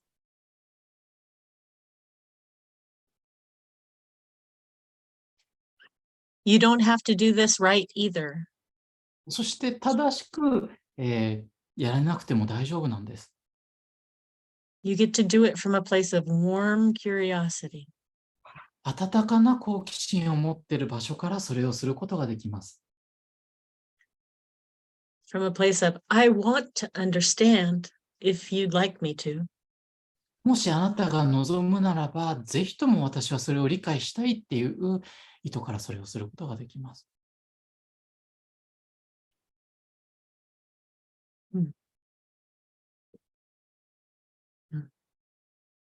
Here's one more of the resonant language pieces that occurred to me.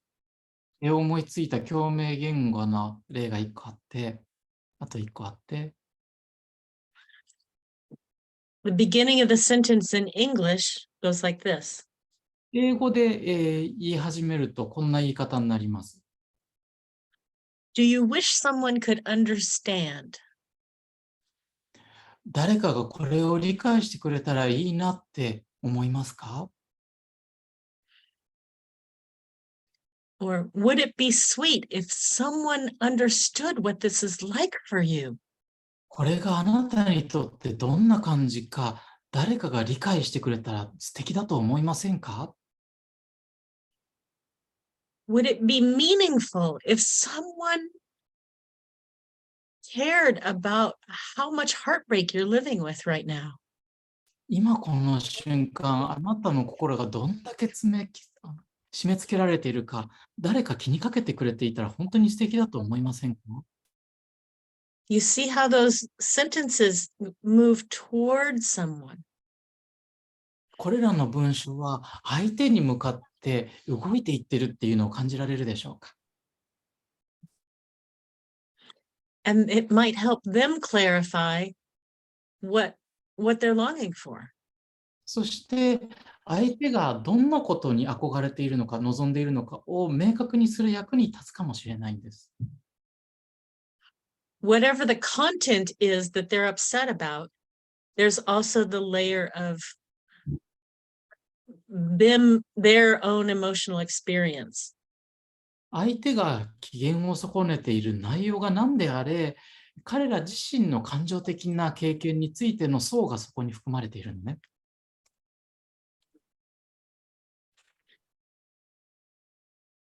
I want to see if there are any questions or comments about that. これについて何か質問や感想はありますか？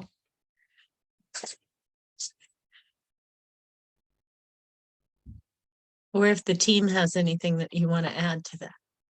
もしくは、チームの誰かが何か付け足したいことがあるか？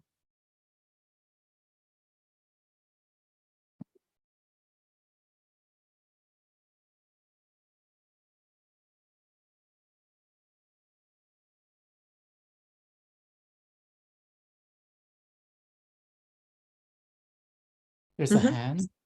Yeah. Go ahead. うん Kinopi? ありがとうございます。今おっしゃってた感情的な経験の層が、あるっておっしゃったと思うんですけど。感情的な経験の何っておっしゃった？そうっておっしゃったかな。ですかね。About what you said talked about the layers of the emotions. これについてもう少し詳しく教えてもらえますか？ I would like to know a bit more about it. But the layers of emotions. Hmm. 感情 Like 的な経験。what feeling is under another feeling? ある感情の下にさらに感情があるっていうような話。すみません。言葉足らずでした。Sorry, I couldn't explain myself enough. It's not you, it's me. じゃなくて私だからね、気にしなくて。その相手ですね。その怒っているその相手が、持っているその感情的な経験の層で、なんていう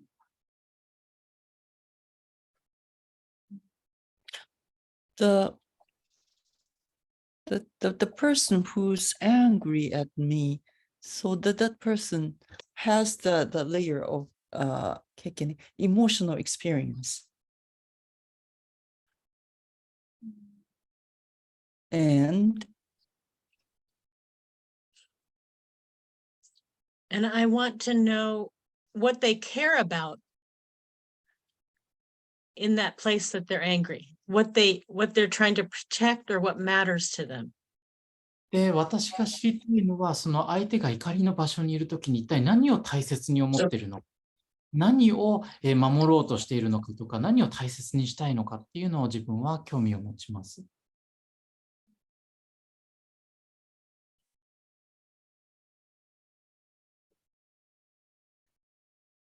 Does that help at all?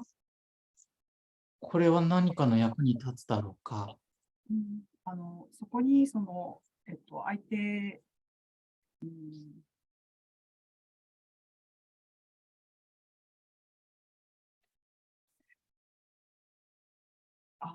みません。ちょっと考えて、また質問します。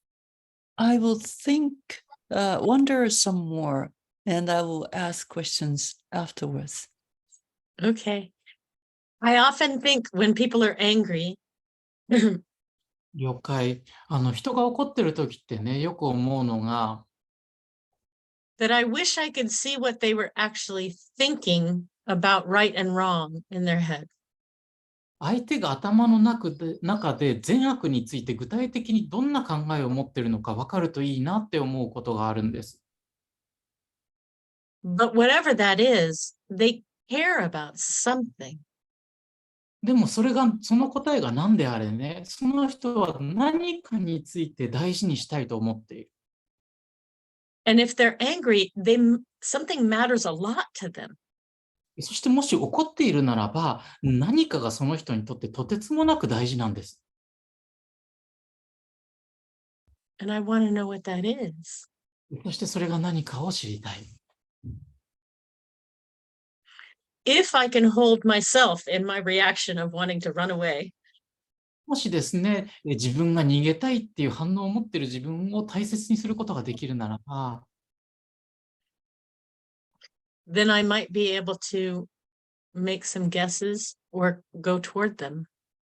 もしその逃げたがっている自分を受け止めることができるならば、推測をしてみたり、相手に向かっていく、近づいていくことはできるかもしれない。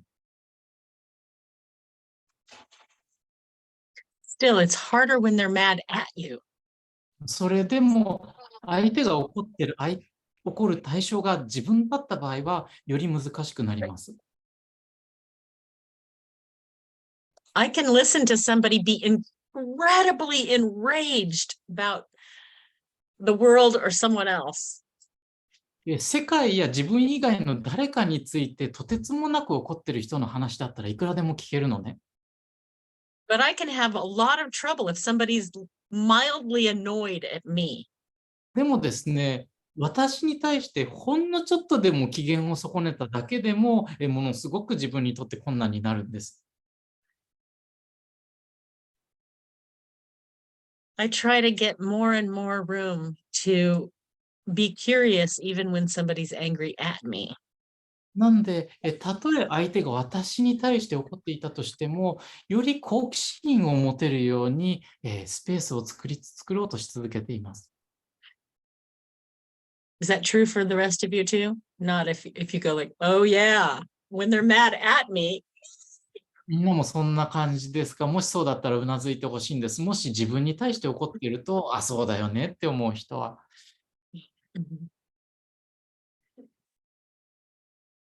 Still, if I can say, oh, let me see. I get that you're mad at me, but I want to understand what you want. でね、ああ、ちょっと待って、あなたが私に対して怒ってるのは分かってるけれども、本当は何を望んでるんだろうかって言えるようになりたいんです。I want to care that this was hard for you. あなたにとってこれが大変だったっていうことに対して思いやりを持ちたい。Yeah. I'll check back. Does that help at all? Kinopi? 確 I 認 don't し know if ま I'm す。saying it correctly. キノピーさん、今の話、ちょっとでも何かの役に立った？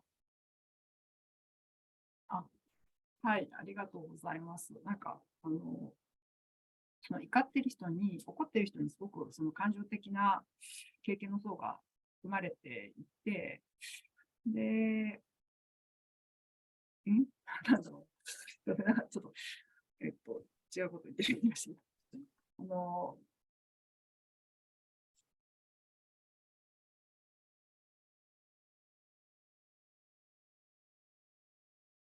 そうですね。はい。ちょっと今頭が真っ白になったので。すいません。でも、理解はして今いると思います。ありがとうございます。でもの後もう一回言ってください。ごめんなさいね。でも何ですか？でも、理解していると思います。はい。Thank you very much. My mind just got blank, so I don't know what to say, but at least I am understanding what you're saying. So thank you very much. Wonderful. Thank you for being willing to share. 素晴らしいです。シェアしてくれてどうもありがと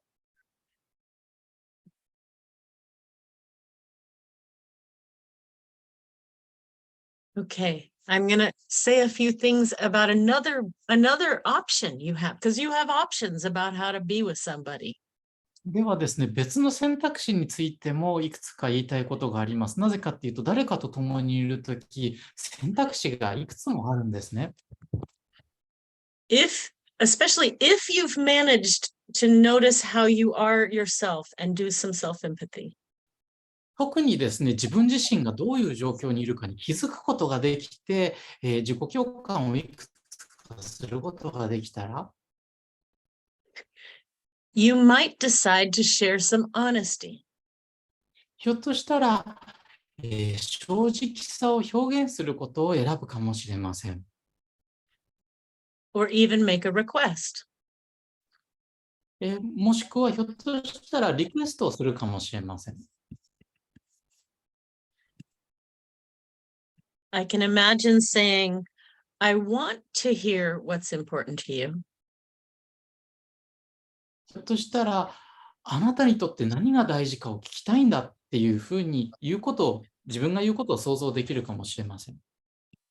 And yet I'm noticing it's hard for me to take this in with this intensity.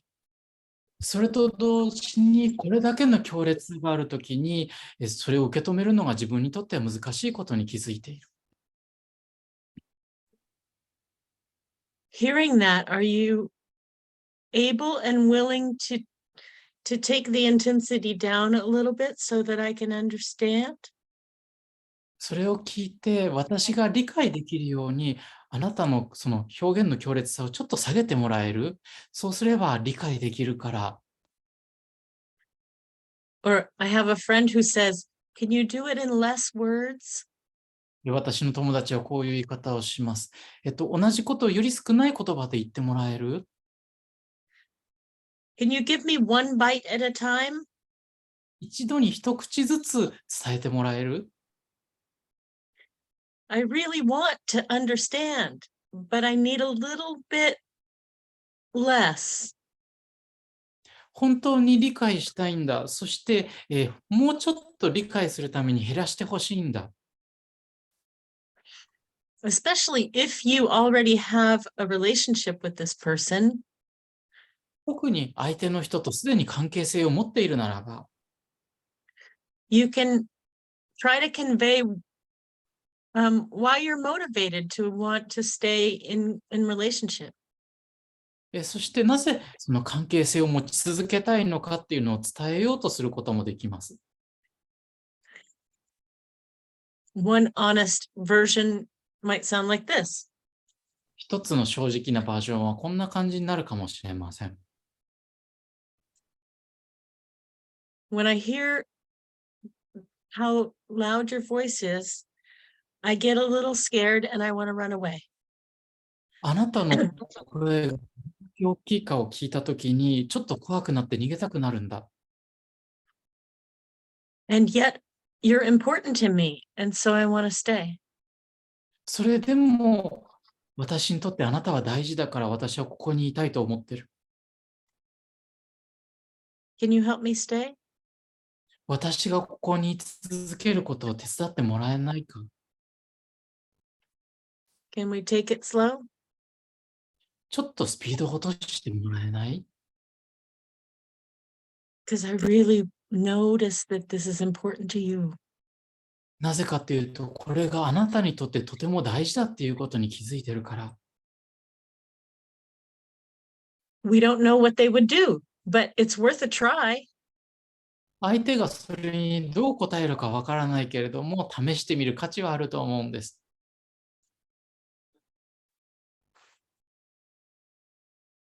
If you feel like maybe some of that honesty might help in some situation, make a little sign or move or a thumbs up or something. もしですね、これらの正直さの選択肢が何らかの形で自分の役に立ちそうだったら、うなずいたり、親指を見せたり、何かしら印をもらえませんか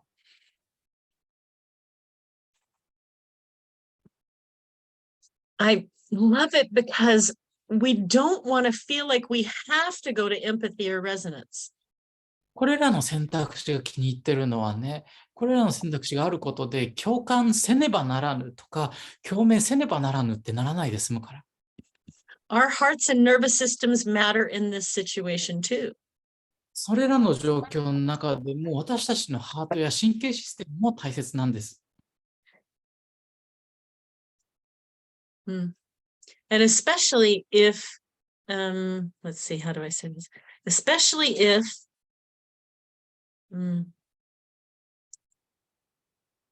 we're equal-ish in terms of power and privilege. 特にですね、権力や特権っていう視点から私たちの立ち位置が対等に近い状態だったら、then we get to say, take it down, chill it out, slow.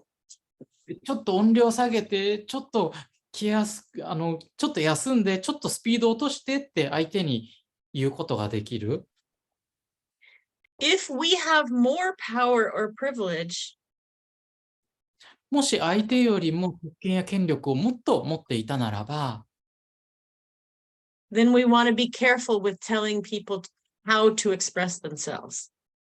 相手にその自分をどう表現するかっていうことを伝える場合、気をつける方がいいです。In the US, they call that tone policing. Do they use that phrase here?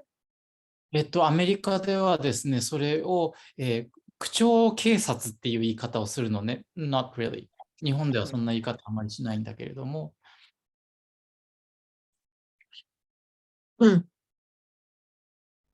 So if I'm someone's boss,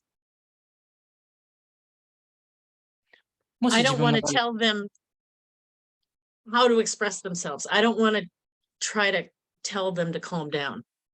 もし自分が誰かの上司だったら、相手にこういうふうに言った方がいいよとか、もうちょっと静かにって言わない方がいいのね。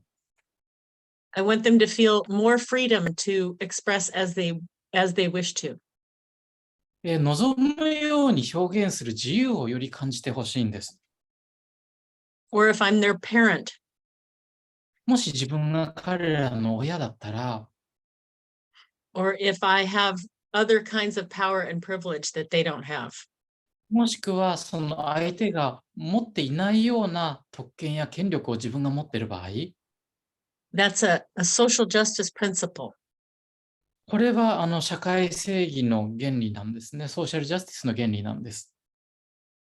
I don't want to use my power to restrict how someone with less resource gets to express themselves. 自分の権力を使って自分の力を行使して自分ほど資源が持ってない人がその自分を表現することを制限したくないんです。表現の仕方の制限をしたくない。Okay.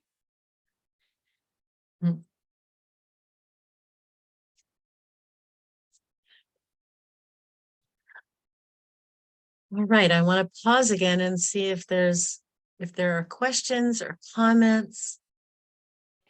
Pretty soon I'm going to put you into a triad again to process something. 再びここでとってですね、質問や感想があるかを聞きたいと思います。もう間もなく再び3人1組のグループに入って何かをプロセスしようとしてもらおうと思っています。よしか？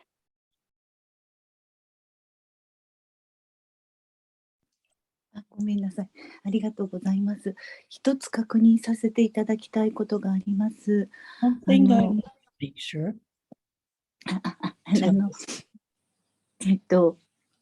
先ほど言ったように私の状況があるときに、私は相手が思っていることと私が起こしている動機に差を感じているので、そこが相手に誤解じゃないっていうことを、誤解なので自分はこういうつもりでやってるみたいなことを説明したくなる私がいるんです。In my situation that I spoke of just before, because the intention that I have and how the other person understand me, there is a gap.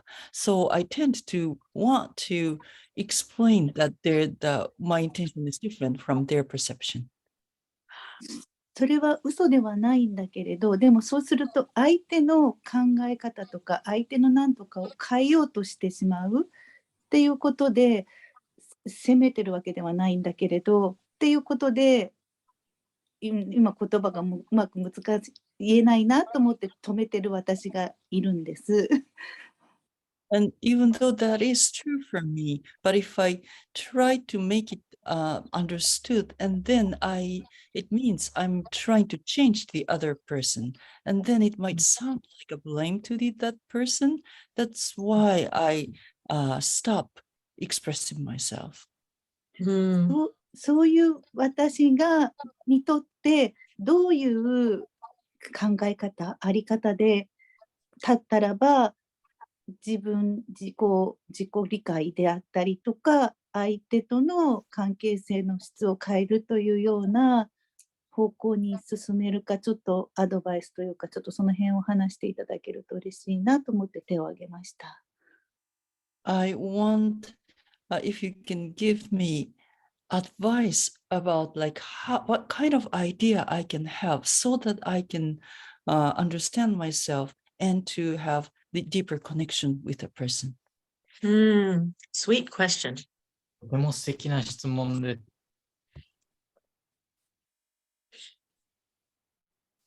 Sometimes when we want to speak our intention, 時々ね、自分の意図を言葉にしたいとき、before we have tried to meet them with empathy, 相手に、共感で、受け答えする前にね、it can sound defensive and close them down. 時々それが自己防衛的に聞こえて、相手がそれによって黙ってしまうことがある。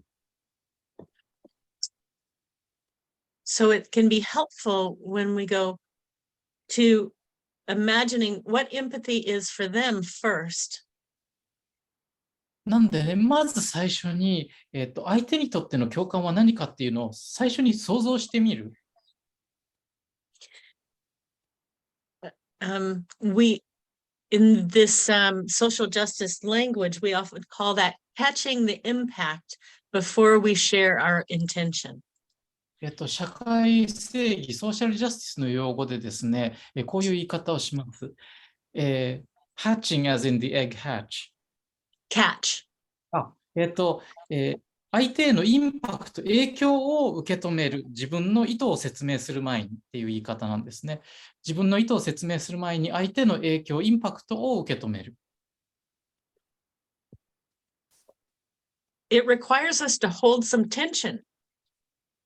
なんで、ある種の緊張をそこに保持し続けることが求められます。Because of course we want our intention known. もちろん私たちの意図は理解してほしいわけね。But we don't want to say, yeah, but I didn't mean to hurt you. でもね、こんな言い方はしたくないんです。だけど、傷つけようと思ってたわけじゃないんだっていう言い方はしたくない。If we can, we want to turn and say, oh, what was that like for you?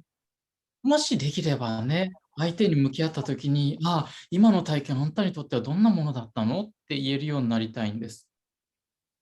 But this will be harder while that self-blame loop is still going. でもこれは自分の中で自己非難の、ループが続いているとやるのが難しくなります。As we develop the capacity to know that we didn't do something wrong, we didn't hurt them. 私たちがね、自分の能力として私たちが相手を傷つけてないっていうのを理解する能力を育むと同時に、then it becomes easier to go to empathy for them. 相手への共感を持つことがより簡単になっていきます。And later, we can tell them what our intention was. そして後になって自分の意図が何だったかっていうのを相手に伝えることができるんです。How is that to hear, Yoshiko? よしこさん、これ聞いてどんな感じですか？私はすぐ誤解されたっていうのに反応してしまって、でそこで頭がもうパニックになってしまうっていうところには気がついています。I'm noticing myself tending to get into panic, thinking that I am misunderstood. なので不用意に声を出すことによって相手を責めてしまったり、より関係性の質が悪くなるっていうことにも気がついています。And I'm noticing expressing myself without preparation actually would make our connection worse. それで今回質問したっていうところです。That's why I am bringing this question in first place. でもなんか何回か前の時にそのゆっくりしたスペースでとか、その先ほどスペースを広げるっておっしゃってた時に、そうとにかく自分がもうキュッとなってしまっているっていうところにも気がついているので、でもそうしたいんだけど息ができないよみたいな、そんな私もいて、なんかまだ困ってるなっていう私がいます。And a while ago, you were mentioning something about like widening the space. And I tend to get very tight. And it's very hard to create space. So I'm still sort of like wondering what I can do. Yeah. That sentence that I gave earlier in the session, I'd like to be able to trust right now. What would I like to be able to trust? 私がこのセッションの初めの頃に、言ったセンテンス、私はこれが信頼できるようになりたいっていう話をしたじゃない？ I can guess some for you. で、よしこさんについていくつか推測してみるね。I'd like to be able to trust that my intentions will be seen. 自分の意図が見てもらえるっていうことを信頼できるようになりたいっていうのはどう？ I'd like to be able to trust that I'm okay right now. 今自分が大丈夫であるっていうことを信頼できるようになりたい。I'd like to be able to trust that we'll be able to work through this and stay in relationship. 私たちがこれを解決できて関係性を持ち続けることができるっていうことを信頼できるようになりたい。I'd like to be able to trust that my body can relax. 自分の体がリラックスできるっていうことを信頼できるようになりたい。I'd like to be able to trust that I get to exist and express in this world like everyone else. 他のみんなと同じように私がこの世界の中で存在して表現できるっていうことを信頼できるようになりたい。Maybe I don't trust any of those things completely right now, but I'd like to. ひょっとしたらこれらのことを今この瞬間完全に信頼できていないかもしれないけれども、いずれ信頼できるようになりたい。What happens in your body, Yoshiko, as you hear my sentences? これらのセンテンスを聞いたときに、よしこさんの体の中でどんなことが起こりますか？ありがとうございます。ありがとうございました。Thank you. すごく嬉しかった言葉のどれもすごく響いてたんですけれど、Everything resonated with me, but one of the biggest one is 一番パンと響いた時の言葉が私たちって言葉、私ではなくて私たちなどかって言った時の私たちってすごくなんか私が何とかじゃなくて私たちなんかみんなとっていうなんか今ここにいる仲間、そういうのをすごく私は心地よく感じていて、なんかそこに信頼を置きたいし、信頼今置けてるっていうなんか安心感がすごくあります。Actually, it's not the sentence, but the word we instead of I. And I value a lot in like being in community, being with people. And that there I can have trust. Yes. 私が NVC をなんかすごく気になったのが、この安心感を醸し出しているこの人たちは何なんだろうって思ったところの原点に今います。I started to be curious about NVC because somehow the work brought me a sense of security, and that's where I am right now. ありがとうございました。I love that when my body is contracted and when I shrink, for me, when I reach for what I trust. 私の体が収縮しているとき、自分が小さくなっているときにね、自分にとっては自分が信頼しているもの、信頼するものに手を伸ばしたときに、Especially with a sweet tone to myself, oh, honey, oh, that just got scared. 特に自分に向かって優しい声色でね、ああ、自分怖かったよねっていうような声色で語りかけられるとき、Something in me got afraid that they're mad at me or judgmental of me.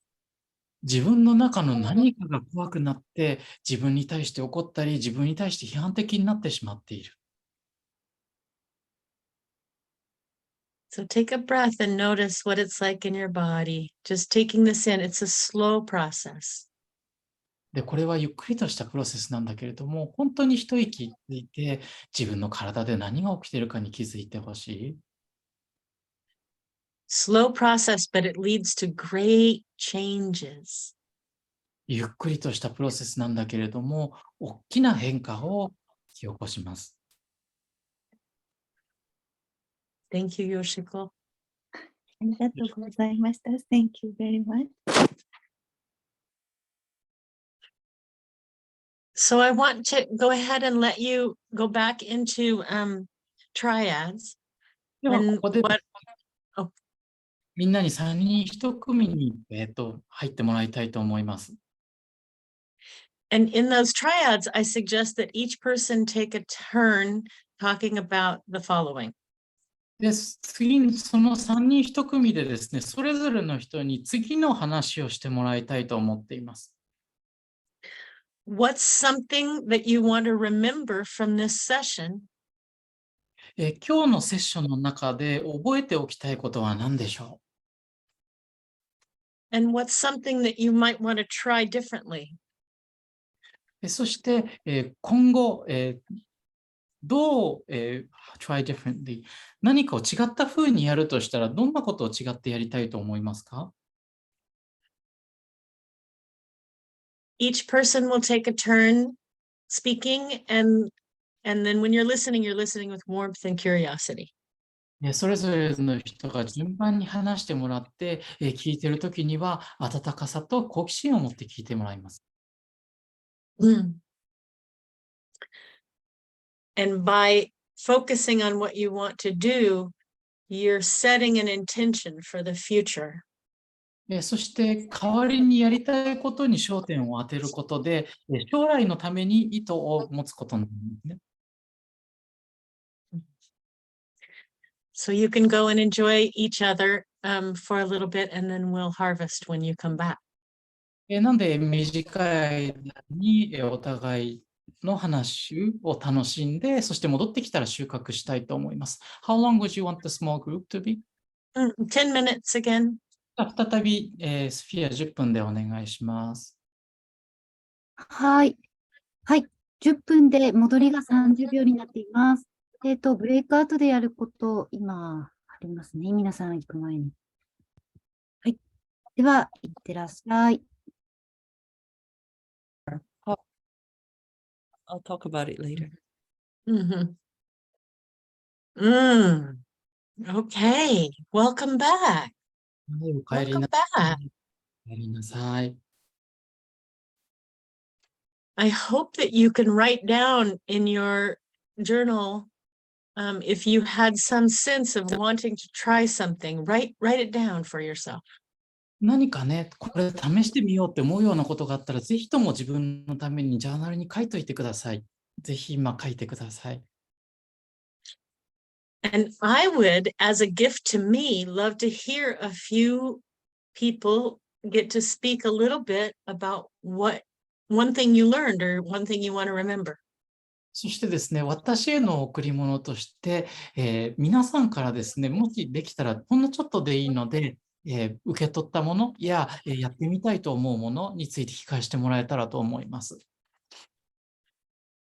That will help me have a sense that my need for contribution and meaning have been met. そうすることで私自身が貢献とか意味のニーズを満たすことができたっていう、役に立ちます。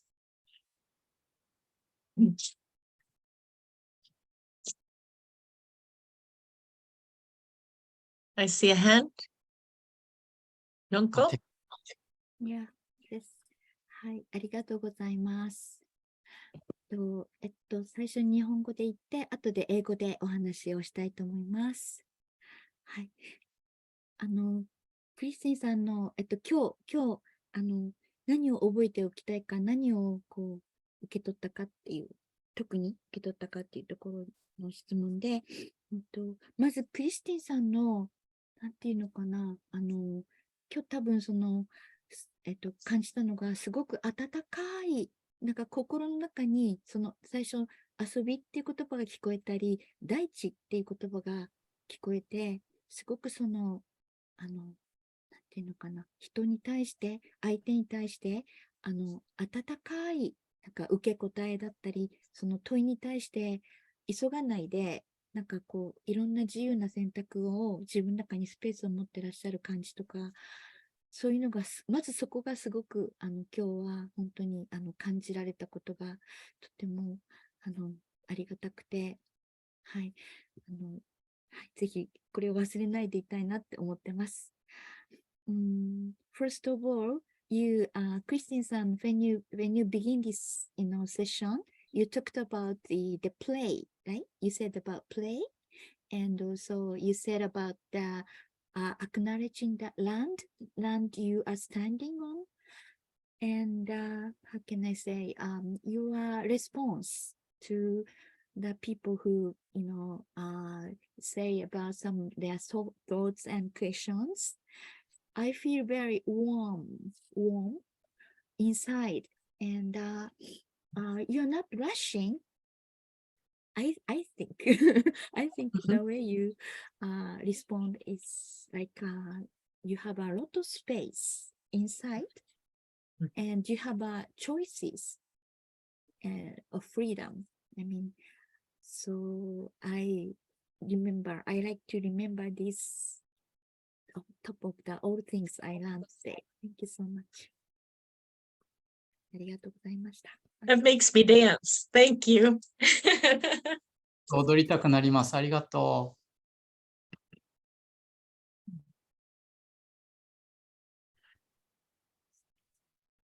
A few others, especially if you haven't spoken.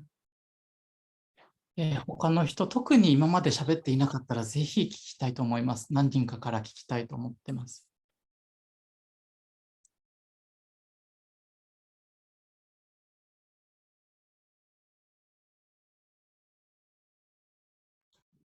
Yayoi has raised her hand.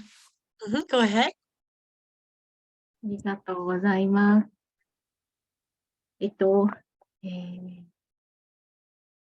クリスティンの佇まいと、それから言葉から受け取ったことがあります。But there are some things that I received from how you are as well as yours. 私はインパクトを受けたときにとても焦ります。I tend to feel rushed and upset when I get impacted. そしてとてもスピードが速くなる。And I tend to raise my speed. まずは自分に、クリスティンの佇まいを思い出してスローダウンすること、ゆっくりとすることをリクエストしたいです。So I would like to request myself to slow down, reminding myself how slow you are, Kristin. それから相手にも相対したいなって思いました。ありがとうございます。So that I can be with the other person. Thank you. Thank you so much. はい、どうもありがとうございます。I'm so glad that comes through. それがとても喜んで。Saya? はい、ありがとうございます。私のチームの人たちと話したことを、もし私ちょっと今画面に見当たらないので、もし他の方がおっしゃられたくなかったら私今シェアしたいんですけども、いいかな？I wanted to share something that we talked as a team, and it's amazing, and we took so much out of what we shared. この中で学んだこと本当にたくさん持って帰りたいことがあって、で、but we had one common thing. その中でもなんか一つすごく3人がそうだよねって共感し合っていたのが、自分の相手がいるときにやっぱり文化的なものがあるのか、自分の中のニーズとか自分の感情っていうのをちょっと一歩下げたり押し殺したりして相手のニーズや感情を優先してしまうっていう傾向がみんなあるねって言っていて、maybe it's cultural thing, but all of us notice that our tendency of when you're talking to somebody, especially in a heated situation, you tend to withhold your own feelings or needs, and instead you prioritize the other person's needs and feelings, but you still feel very awkward and not comfortable with it. But maybe it's a cultural pattern. That's what the three of us were talking about. So we learned to recognize our own needs is as equal to other person's needs and really hold that from a starting point of a conversation なので今日学んだことは、自分のニーズとか感情もその相手のニーズと感情と同じように同等に大事なんだ。それを自分でちゃんと受け止めた上で話をするとか対するっていうことが大事なんじゃないかなっていうふうに話していました。それでちょっと質問が一つあったんですけど、Then we got one question. So, okay, we align that it's really important to hold both of the needs. And maybe we can, one person even said she can even like try to be the third party in herself and, listen to her own needs as well as the other. And that was good. But even if we try that, what if the other person is not ready to hear what you are sharing, what I'm sharing at all?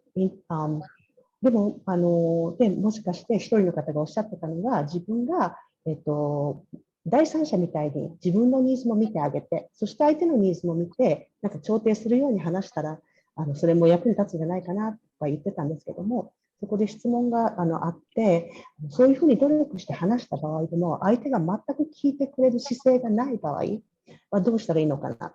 Especially the example of like maybe extreme situation, domestic violence or abusive relationships, or organization that is not ready at all to take any inputs. 例えば極端な例で言うと DV とか関係性の中で組織の中で全く人のインプットを聞いてくれないような組織だった場合っていうのはどうしたらいいのかなっていうのを言っていました。Is it important also to carve out our own time and just kind of leave or So that was our question. なのでちょっとそこのところを聞いてみたかったです。Thank you. Thank you. It's a big question and of course has many possibilities in it. どうもありがとう。大きなたくさんの可能性がそこにあります。But not the domestic violence piece. I'll put that aside for a second. ドメスティックバイオレンスちょっと脇に避けますね。Even if the other person can't hear me, I can hear me. たとえ相手の人が私を聞くことができなかったとしても、私が自分のことを聞くことができます。I get to hold my needs in my own hand as precious. 私は自分のニーズを自分の手の中に大切なものとして持つことができるんです。No matter what. たとえどんな状況であったとしても。And if there's violence, like overt violence that's happening, もしですね、明らかな暴力が起きていたとしたら、then I get to protect myself. そしたら自分を守ることができます。That might not be a place for conversation or dialogue. それは会話をするような場所ではないかもしれません。I'll say the short piece that NVC, observation, feeling, needs, requests. 手短にね、NVC では、観察、感情、ニーズ、リクエストっていうのがあるじゃないですか。When things are really intense and violent, we flip that upside down. 物事がですね、本当に強烈で暴力的な時には、それをひっくり返します。The request is, stop what you're doing. リクエストは、今やってることやめて。I don't feel safe and I need to feel safe right this moment. 安全に感じていなくて、今この瞬間、安全に感じる必要がある。Back to a request. Put down that thing in your hand. リクエストに戻る。その手に持っているものを置いて。I'm leaving. ここから去るから。So all of it can be adapted. That might sound demanding instead of requesting, but it's protective use of force. リクエストのように聞こえるんではなくて、とても強要のように聞こえるかもしれないけれども、それは防衛的な力の行使になります。NVC is not meant to be passive. It has strength. NVC は受動的になるためのものではなくて、そこには力強さもあるんです。And yet there are many times that we don't need to use that forcefulness. We can use empathy instead. そして多くの場合はその力ずくで物事をする必要がなくて、代わりに共感を使うことができます。Thank you. どうもありがとう。I'm aware that we're at the end of the time that most people, some of you have whatever, life is calling you outside the door. 時間の終わりだっていうことに気づいていて、そのみんなが来ようと思ってた時間を超えてしまっていることに気づいています。I can stay 10 minutes for those of you who want to stay, but some of you will go. So I want to say thank you for your attention and care. 残りたい人のためにあと10分ぐらい残ることができますが、その行かなきゃいけない人たちのために、その皆さんの思いやりを本当にどうもありがとう。I sincerely hope that our paths cross again. そして本当に、私たちが再び出会えることを願っています。And again, I thank this team for the support and the invitation. そして再び、その招待してくれたこと、そしてサポートをくれたことにこのチームに感謝したいと思います。I can't wait to come back to Japan. また日本に戻ってくるのを楽しみにしています。So for those of you who need to go, thank you. で、行かなきゃいけない人に対してはどうもありがとう。I'll make a brief logistic announcement. 皆さんどうもありがとうございました。ここで一旦、録画を止めて閉じたいと思います。それで、残れる方は、クリスティン10分ほど残れるので、感想とかをシェアする時間を設けたいと思います。そして、チャットの方に、アンケートのリンクと、あとドネーションのリンクをについての情報を貼り付けています。